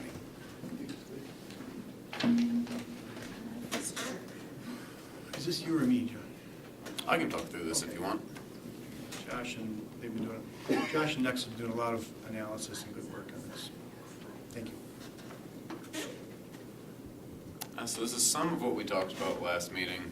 We've updated some of the information, but wanted to run through end of referendum project list with current needs, current resources, get some board feedback, and hopefully move forward on this. So this is the budget that we look at every board meeting. Just a couple things have been updated. I highlighted that district-wide FF&E and technology number. I know it's been talked about as a potential contingency, so just wanted to highlight that. Wanted to highlight the Hawthorne Hills Elementary site work, specifically that road, potential that we won't need that depending on how the school is used. And then we talked about this earlier, but the Horace Mann Middle School design budget is about $600,000 higher than the original budget. So that does have an impact in terms of what our current resources are right now. Any questions on this part of it? Okay, so again, the same slide as last time with a few updates. That current resources number, the 2.5 million, and these are pretty exacting numbers, so it's a range, it's close to these numbers. The Hawthorne Road, the 1.9, almost 2 million from that. I know a little work has been done there. Potential FF&E savings, somewhere between 650,000 up to an additional 6.3 million, depending on how much additional work we want to do out of that budget. I know a little work has been done there. And then we have a couple things to talk about further in this presentation that could be done out of that budget. And then just the 4% estimated overage on bids going forward. So in terms of total resources right now, somewhere between 4.2, 10.5 million, again, depending on if we want to tap into that FF&E contingency from the referendum. Some other available funding options, things we can explore. So we did just talk about the 2022 referendum, FF&E. Some other things you can do. We could take some money from fund balance to help do this. Of course, we want to avoid short-term borrowing, if at all possible. So the amount that we could take from here is pretty limited, something like 1.3, 1.5 million. We also have Fund 46. Fund 46 is a capital improvement fund, and when there's available budget, some is put in there every year. You have to wait, I think it's 5 years before you can tap into that. We've waited the requisite period. So we have about $2 million in there. That is our rainy day fund, so if we tap that, it's gone. On the other hand, it's designed for this exact purpose. So, a couple other things you could do that I'm not a huge fan of but are possible. You can borrow against the revenue limit. So you could borrow, say, $10 million, but then you just assume you have to pay $1 million back a year for the next 10 years, no interest. Your revenue limit in Fund 10 goes down by $1 million for those 10 years. So you really just decrease your general fund budget. And you can borrow against a future referendum.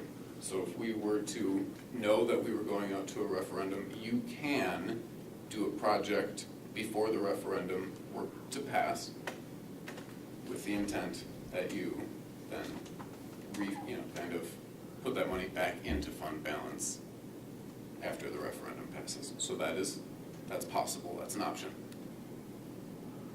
Any questions on all that? Those are a lot of different. Just that I'm glad you said you don't favor those last two.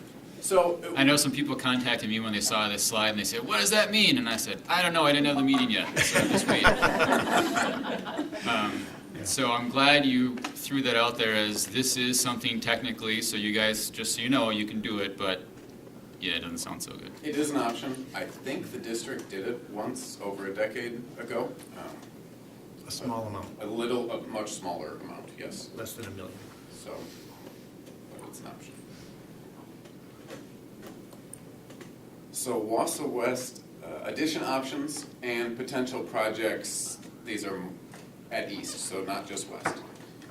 So we'll run through the list on the left first, the end of referendum projects. These are the two things we just talked about at east, and these would come out of that technology and FF&E budget. The mass notification system and the fire alarm system. And then we have the bleacher, gym storage, and community room. I did change that to say that that was in the initial scope because that's what you guys were presented with on the 26th of June, so I wanted to update that. Then we have the parking expansion, ceiling tile replacement in the second and third. What we have there is we have some ceiling tiles being replaced. This would make sure we have uniformity. And then 30-year roof, band sound system, and large group room displays. Any questions on those? If I could just note, the two small ones at the end, those were, I think, staff-specific requests, and they're relatively small. We'd like to do those. Right. The sound system, as I understand it, Jeb, that allows recording for rehearsals and kind of reflective practice, right? And then the large group room display, it's a large group room, right? So is that the main one in the front, the sides? All right, sides. Thank you, just a little perspective. We'll jump back, but just for transparency, this is the list we showed you guys last time. Mm-hmm. So there are some things on here, air conditioning, and a roof at a couple elementary schools that are not on the list we're talking about tonight. The one other one is the air chiller in the field house. There's a solution that we can do internally, more of a like-for-like replacement than a system upgrade, so that's why that one is not on the list for That tonight. would come out of Mr. Seiler's and Mr. Hermansky's budget, their maintenance budget. Yep. So, just wanted to clarify that in case there are any questions. And then we come to the second floor science wing. So the cost, the estimated cost for that is $6.6 million. Do you want me to talk through this, Dr. Hiltz, in terms of how these all build on each other? I'm more than happy to. Sure. Before we do, just so everybody knows, we have some guests in the audience too who have more expertise in this area. So we have Jeb Steckbauer, who you know. We have Mr. Mark Ekus, who's the science department chairperson from East, and Mr. Mike Scheidler, who's the West Science Department chairperson from West. You already saw John Winter. Mr. Olson has nothing to do with this, but he's here. It's good to see you. Here we go. Yep. Theron Peterson, thank you. Sorry, I couldn't see behind Brian. Theron is here. Theron teaches engineering for us. And then, of course, we have folks from Nexus. We have Steve Schonert, who's been our rep. We have Brian Winterly, who's, are you an engineer? Oh, you do everything. Engineer. Okay, all right. And, of course, you know Sharon. So we have some people, if you have some particular areas, questions and areas of expertise. So, yeah, if you wouldn't mind, please. Sure. So just talking through the cost of this kind of build-up. we have the second floor science wing, so the 6.6 million. And then if we were to, at some point in the future, want a third floor, because I know we have the foundation and the plan for that, to do a concrete roof deck on the second floor to give us that option of a third floor in the future would be additional $375,000. Of course, these are all estimates. And then if we wanted to do the third floor, just the building envelope and the infrastructure, not finish out the classrooms, that would be that 3.2 million. And completing the third floor is 2.275 million. So these are additive, so the total is the 12.5 million you're looking at.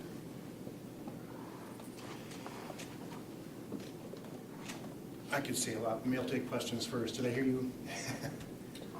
I'm just looking at the others. Yeah. If you're looking Because for really- 12.5 million, I don't have it, so. Right. I think So, that's the problem. yeah, so let me tell you a little bit, we've had a number of conversations, since the last meeting and prior.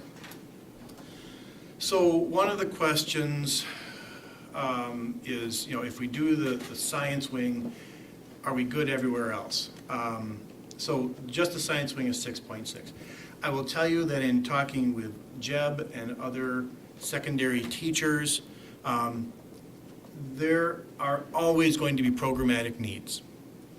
And Jeb can help me with this. Jeb has the most expertise. Let me, and Jeb, if I'm wrong, correct me, but, so for instance, well, actually, let's talk about the commons first, because we've been talking about that. And if we don't do the community room, do we have enough seating for these students, right? That's one of the things that we, that's a concern. It's interesting, I asked Jeb that question, and he said, every semester, when the kids start their new schedules, we always have way too many kids in there, and then they figure out which mods have fewer kids, and they shift their schedules to make it work. So in that new addition to the West, if somebody could help me with a number of seats that we were adding. 122. 122. So with the 1,600 students, or 1,650 that we're projecting for the opening, we would have our current seat number of seats plus 122, which I don't know if anybody has a total. So we are already expanding the commons even without the community room, right? So one of the things that's hard for us to project are things like that. The flex mod is built to be flexible and to give students opportunities, but also some challenges to figure out how their day works for them. We talked with the teachers about how many sections of, how many classrooms are you going to need? Well, in the end, it comes down to how many classes are we going to have? We're trying to merge the East and West classes as well as create new ones. And then also, what courses are students going to select? They're going to have exposure to classes they haven't seen before. So we don't know where the need's going to be. What I would propose is that we do the second floor science wing with the concrete roof deck. Hold off on the third, one, because we can't afford it, right? But let's do that so we're prepared for any future. Having the science rooms will help us with capacity in other areas as well. And then we live in this space a little bit post-restructure. Let's see what those final needs are, and then address those with real information. Like I said earlier, we have to make some decisions with partial information. So it would be nice to put us in a position where we, once we get information, let's react to it. But if we don't have it, if we can wait, let's wait. Now, with that caveat, I want to say this: if we want that second floor, they're digging next week, and they have to put in an elevator shaft so that the second floor can be built. If the board can see any way to approve at least the second floor science wing. That would keep us on schedule and prevent us from incurring additional costs beyond the 6.6 plus the 370, well, the 6.6 for now. Yeah, let me. Question on the commons, because, and maybe Jed can speak to this too. There's been years in the past where we've had way more students than there are at West now. And we're projecting when the merger happens, there's going to be about 4 years where the enrollment goes up into the 1600s, and then it drops back down to how it is now. But we've had time where there were more students than even that. Like we had 1,800 students there. So long lead up to the question, is there less seating capacity in the commons now than there was when there were 17 or 1,800 kids going there and using that commons? No. In fact, we probably. Hey, Jeb, I'm sorry, if you can come forward so they can hear you on the. Oh, and I'm sorry, I didn't have my microphone on either. So my question was, is there less seating capacity in the commons now than there used to be? Because we used to have more students than are there now, and we used to have even more students than are going to be projected to be there after the merger. And then after 4 years of the merger, it's supposed to go back down to how it is now. So what is causing the congestion in the commons? Is it lack of seating capacity? What's changed? So right now, we probably have more seating than we used to have. We've added tables over the years.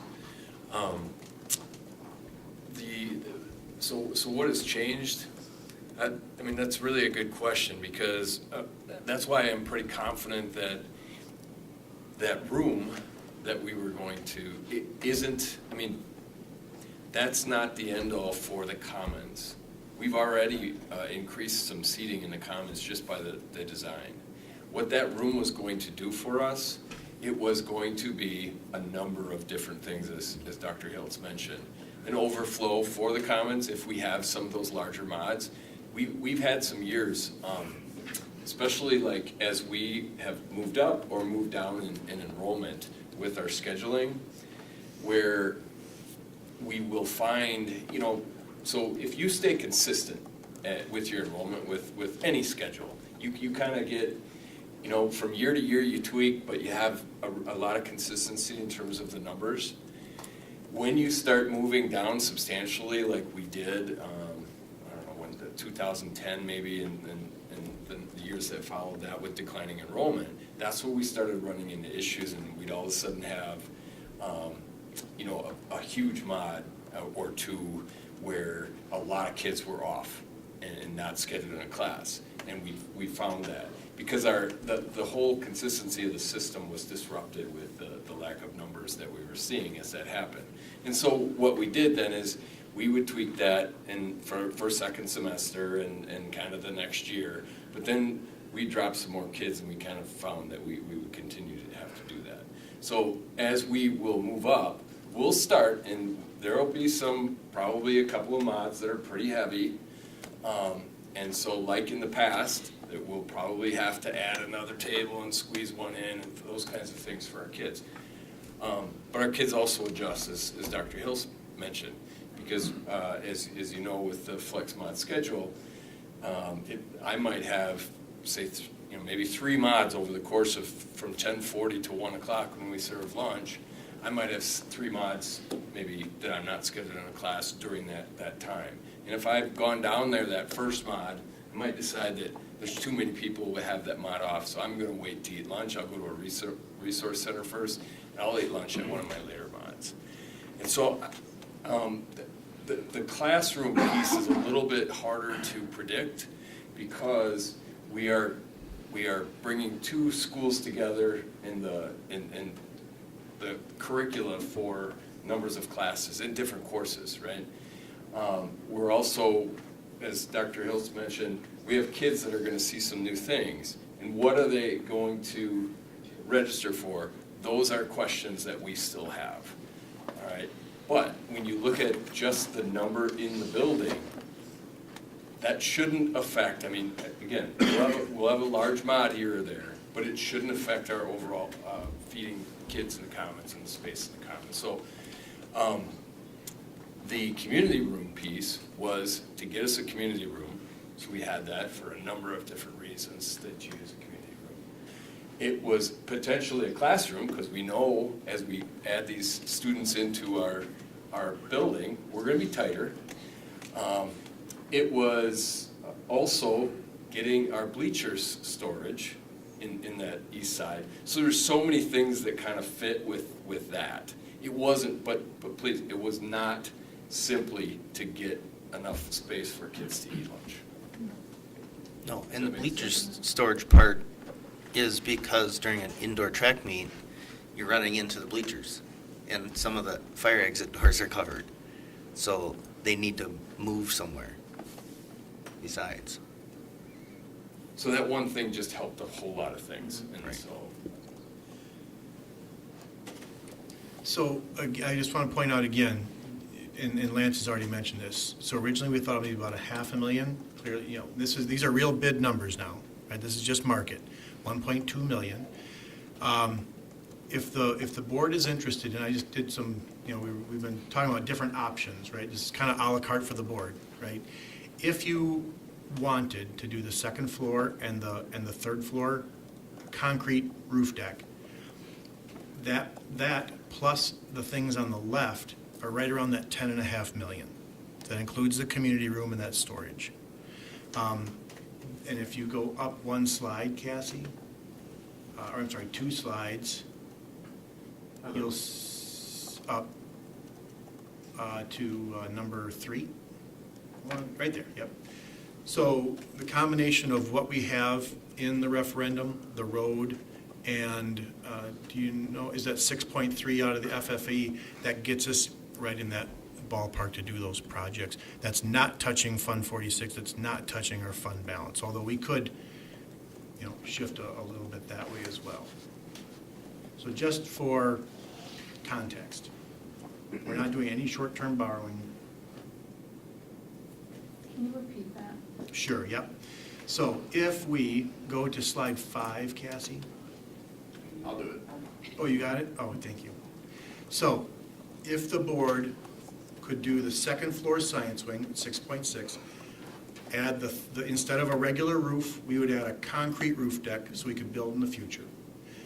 Plus everything on the left, that gets us to right about 10.5 million. We could do that with no short-term borrowing, no impact to our fund balance, no impact to our Fund 46. And that sets up Wausau West in a pretty good way to receive those kids in the fall of '25. And we're staying on schedule. But that's basically if you're maxing out the FF&E. Correct. Option. Yes, it allows us, there are some things that we needed to do. Well, you see some of it there, the mass notification system and the fire alarm system at East. There were some other pieces, again, some mass notifications and some furniture that we needed. I forget exactly where, but we've worked with John Uding, who had some input to this, and therefore he could not be here tonight. So this would allow us to do what we have to do. And just one more note, and I know this is complex. Remember, a major part of the FF&E budget was to replace furniture in the areas, 30% of the furniture in the areas that were not remodeled. So remodeled spaces get new furniture. This would essentially mean we wouldn't replace any furniture in our non-remodeled spaces. Is that fair to say? Okay.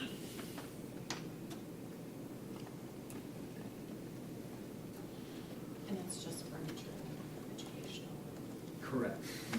Yeah.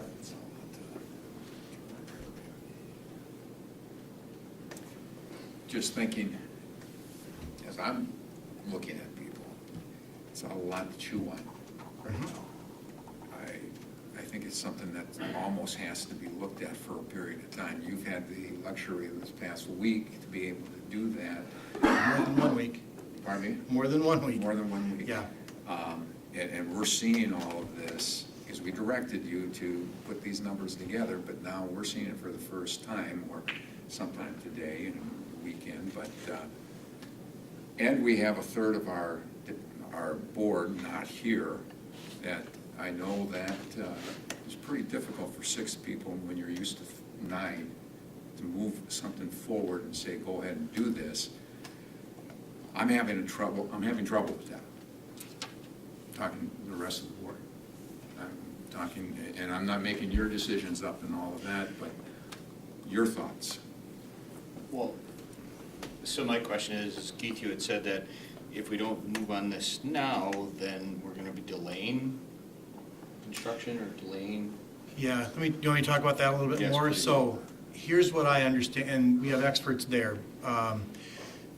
So the schedule says we're digging at West next week. What we want to do is while they're digging, we want them to dig this. Because if they have to do this and then move on to something else and then come back, that's a change order. That causes delays, that causes cost increases. Am I good so far? But what Yeah. they're adding is the footings for the elevator shaft. That's what we're adding during And there's this. some redesign, a little bit of redesign, another wall that needs footings as well. And I just saw that like 2 hours ago. Again, we've asked Nexus to design this on a very short time schedule. No, I get that, I mean, but, so, I mean, you say that it's gonna add cost. I need some numbers, I mean, what do you think? I mean, is it gonna be exponential, is it gonna be, okay, 50 grand, all right, well, 50 grand in the grand scheme to get everybody here and to think about it, maybe isn't that bad, I don't know. So what are some? Well, we can be, but they're working on it with the assumption that we're gonna do it, so they can keep those hours separate and charge us hourly for the design thing. The question comes down,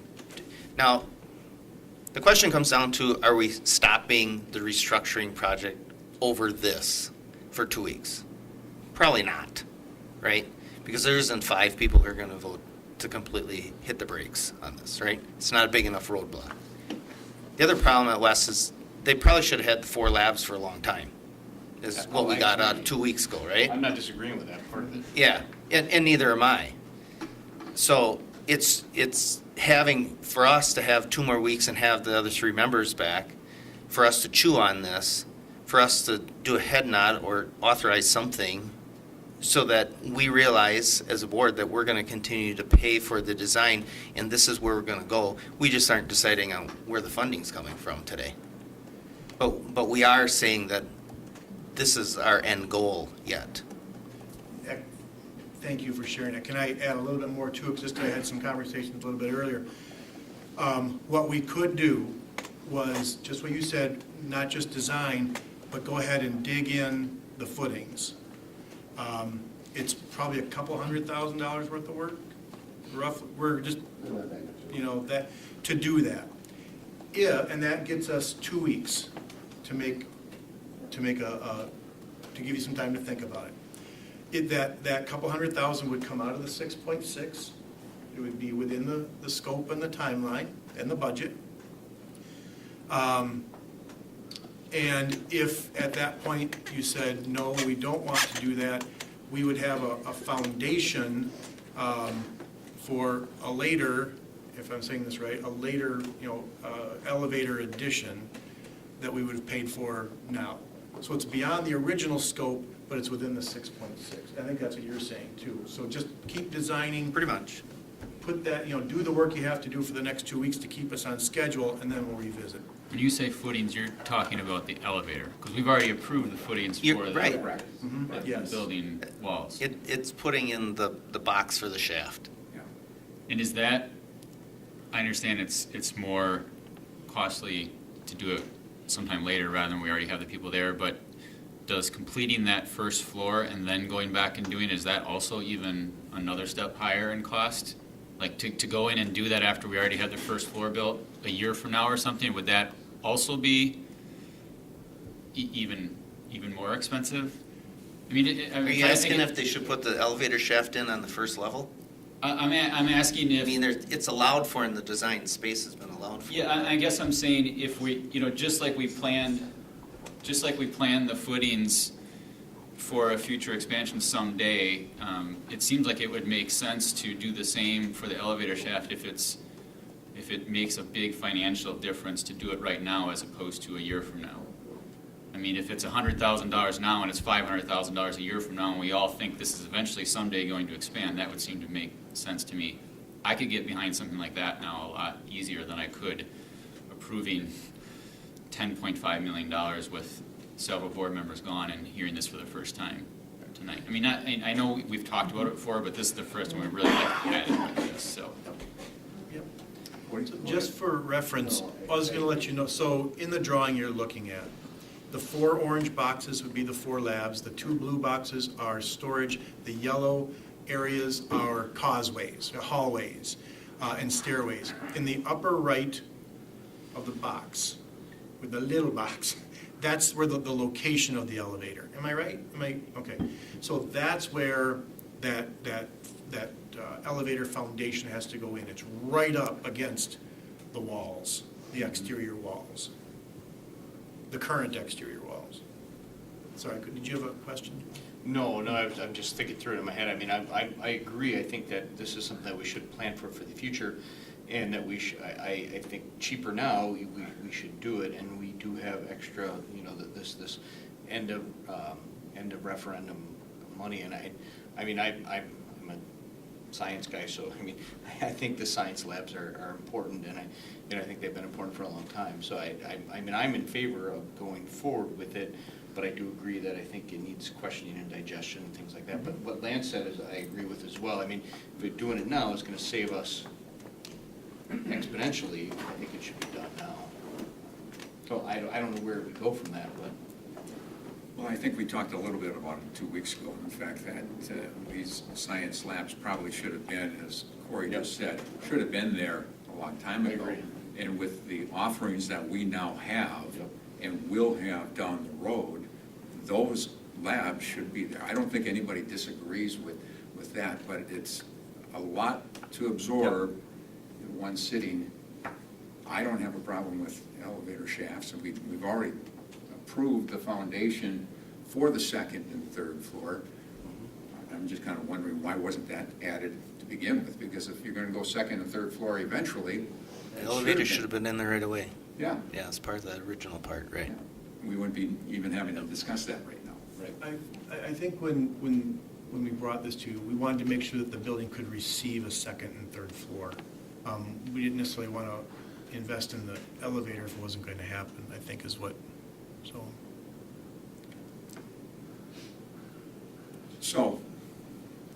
So where are we at? in this next 2 weeks, we're saying that we're going to pay for continued design by the hour, whatever that is.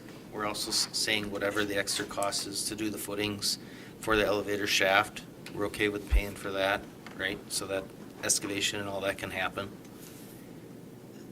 But one of the other answers is, in 2 weeks, can staff figure out this other classroom needs stuff and potentially answer whether you need a third level? Or is that too much to ask in 2 weeks? with any certainty, we can't. And I would also say that we also don't have the $12 million. Well, I understand we don't have $12 million. You know, but with all the information we've gotten now, we should have done this in the past. We're not doing it in the past. And probably 2 weeks ago, I might have said that these 4 classrooms are needed because of restructuring. Well, that's not really the case now that we've gotten all this other information, because it should have done it in the past already. But to get the extra funding, obviously April could be a referendum question about this. Now, I'm not going to just ask, I wouldn't just ask for this as a backfill of any kind, because I know there's other needs for that building. So then I would want to ask for the other needs, and one thing would be a tech ed wing, and frankly, anything else that is kind of needed, and then this building would be completely done for the community for the next 30 years, right? We have some elementary needs that we pulled out of the last referendum. Right, and that could be, something else could be added there too. So the things on the list, you know, like the 1.2 for West, the bleacher and the community room, the parking is acceptable in its current state. 30-year roof makes sense because we're doing stuff, and the other two small ones are a piece of cake. So there's probably a couple other questions or things that I'll, just bring me up on the mass notification and up to speed on those things, and that would take care of the rest of my questions, but. Well, and just to clarify, you said, well, we don't have the 12.5 million, but it wouldn't be an additional 12.5. It would really just be an additional, 6, right? Right. Or Yeah. under.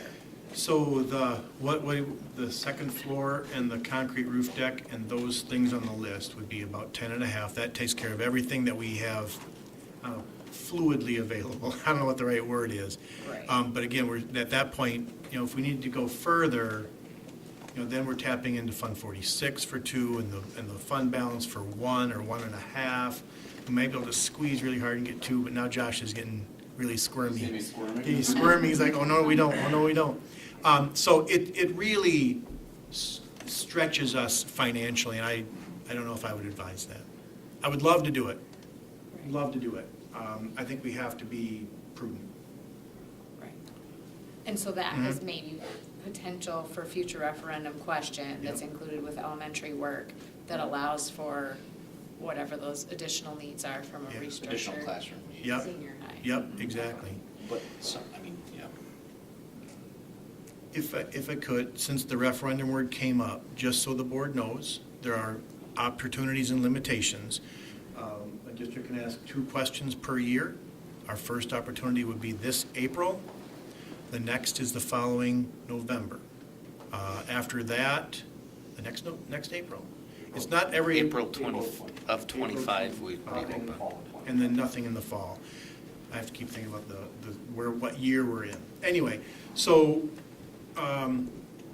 if the board were interested, we could put a proposal, because obviously we've done a lot of preliminary work on the elementaries.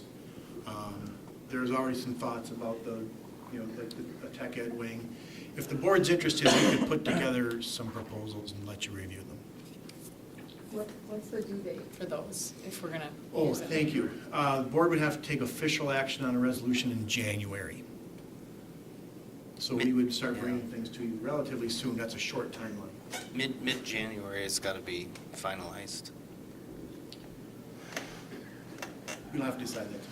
I'm just going to say that we're getting off the I'll agenda give a you 2 little weeks. bit here. Oh, it's right here. right, so final question here, Yeah. so let's get back to this, 'cause Yep. this is what we're kind of talking about, right? So the final thing is, so going forward from right now, what do we need to do to continue with digging for the footers for the elevator shaft?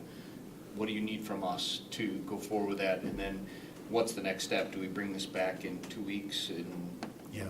if we, Well, everybody to wants answer your to- question, I think we postponed a motion at this point in time, and if we're all in favor of getting at least the foundation for an elevator to go forward, so it's all prepared like the foundation has already, I think that is the way we should go versus making an official motion. I would like to have our other 3 colleagues here for a big decision, and us to have the opportunity to look at this for a period of time. And that won't change anything or increase costs at all, right? Because they'll still be digging everything, right? That's why I just wanted to look over our friends and make sure that keeps us on schedule and on budget and options are open. 2 weeks, yeah. 2 weeks. 2 weeks.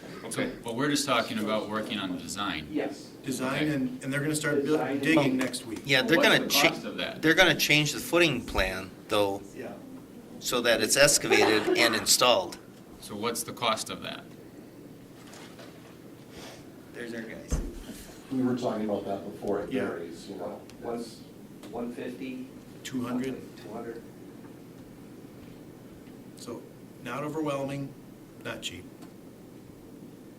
No, but it really future-proofs that section. And so I think the reasoning behind it is similar when we had the same discussion about the footings for the walls. So that's something I'm comfortable with. I wouldn't be comfortable with agreeing to everything right now, but I'm comfortable with that. I am as well. Can we get a thumbs up so it's on camera? I think you pretty much have a thumbs up on it. Come on, Corey. Thank you. All right. Just to clarify, you can do that, what they're proposing tonight is just fine to keep us on schedule. 2 weeks to have an answer, so we don't slip the schedule on the remaining stuff that needs to be done for a second or third one. Thank you very much. It's a special meeting in 2 weeks. We have a meeting in 2 weeks. Yeah. But a special meeting for Oh, yes, action, I thank mean. You have that special. Yeah, yeah. All right, with that, I think we can move on. Thank you for everything that you've given us. We're not going with a motion. We're going Right. to hold that, and we'll get our other colleagues here in 2 weeks. All right, agenda item 11, board member professional growth and development report. Anybody have anything? I just have a quick Okay. thing. So I am a part of the WASB Policy and Resolution Committee, and we just met for our first meeting. There's several prior to the convention in January, and just really the purpose is to go through the board-submitted resolutions. There's 9 this year, and then there's one WASB staff one to consider, resolution to consider that's just really language changes. But anyway, so we met in Madison for 2 days to go through those. I will bring those after our next meeting in November so we can kind of just quickly talk about whether we're going to move forward as our delegate at the convention to vote in favor or not. Will depend on your information, bringing it back, Right. giving us that opportunity, whether Yep. we agree with some. These resolutions have to come back to school boards, and we make the decision for us, and our elected person will then vote at the conference then. But it's a really great opportunity. I love doing it because there's 30 board members from all over the state.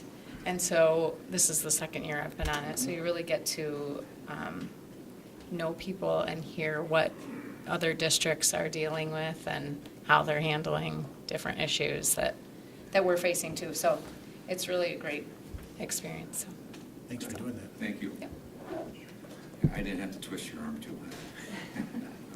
Anyone else? If not, let's move to the next item, B, legislative liaison. Cory, you got I have not had any interactions with any of our legislative people. I know that CISA 9 is actually having something very soon, but I think I have a conflict that day. We just had CISA 9 Wednesday evening last week, but they're having like a legislative conference, and usually they get, most of the people from the area to attend that. So I'll probably just follow up with Hannah or staff up there about That's that. beneficial because you're talking about the different counties north of us, and they usually bring them in, from Oneida, Vilas, the representatives. You get a lot of good information. Right. So nothing else to share. We're looking forward to hearing that. Dr. Hiltz, any final comments? Go Pack, go. Go Pack. Yeah. I'll make a final comment, two. One, if you would put the member liaison district activity report in record, greatly appreciate that. And also let you know that Region 5 met last Tuesday for our fall meeting, and it's always an honor for me to be in that position as the director for Region 5, selected by the 34 districts in Region 5. And so it's a great honor to be able to be a part of the program. And that, and allowing our board to make calls to WASB, we can get more information that way to everybody here in central Wisconsin. I feel in our district, it really helps. It's very helpful. So with that, thank you. I'm seeking a motion to adjourn. So, Second. second. Okay, we got a second. All in favor? Aye. Opposed? Motion carries. Thank you, everyone. Have a great night. October is.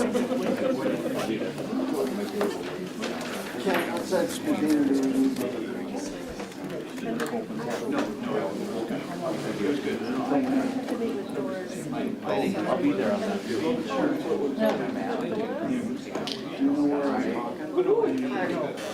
So, talk to Mark. Or I can get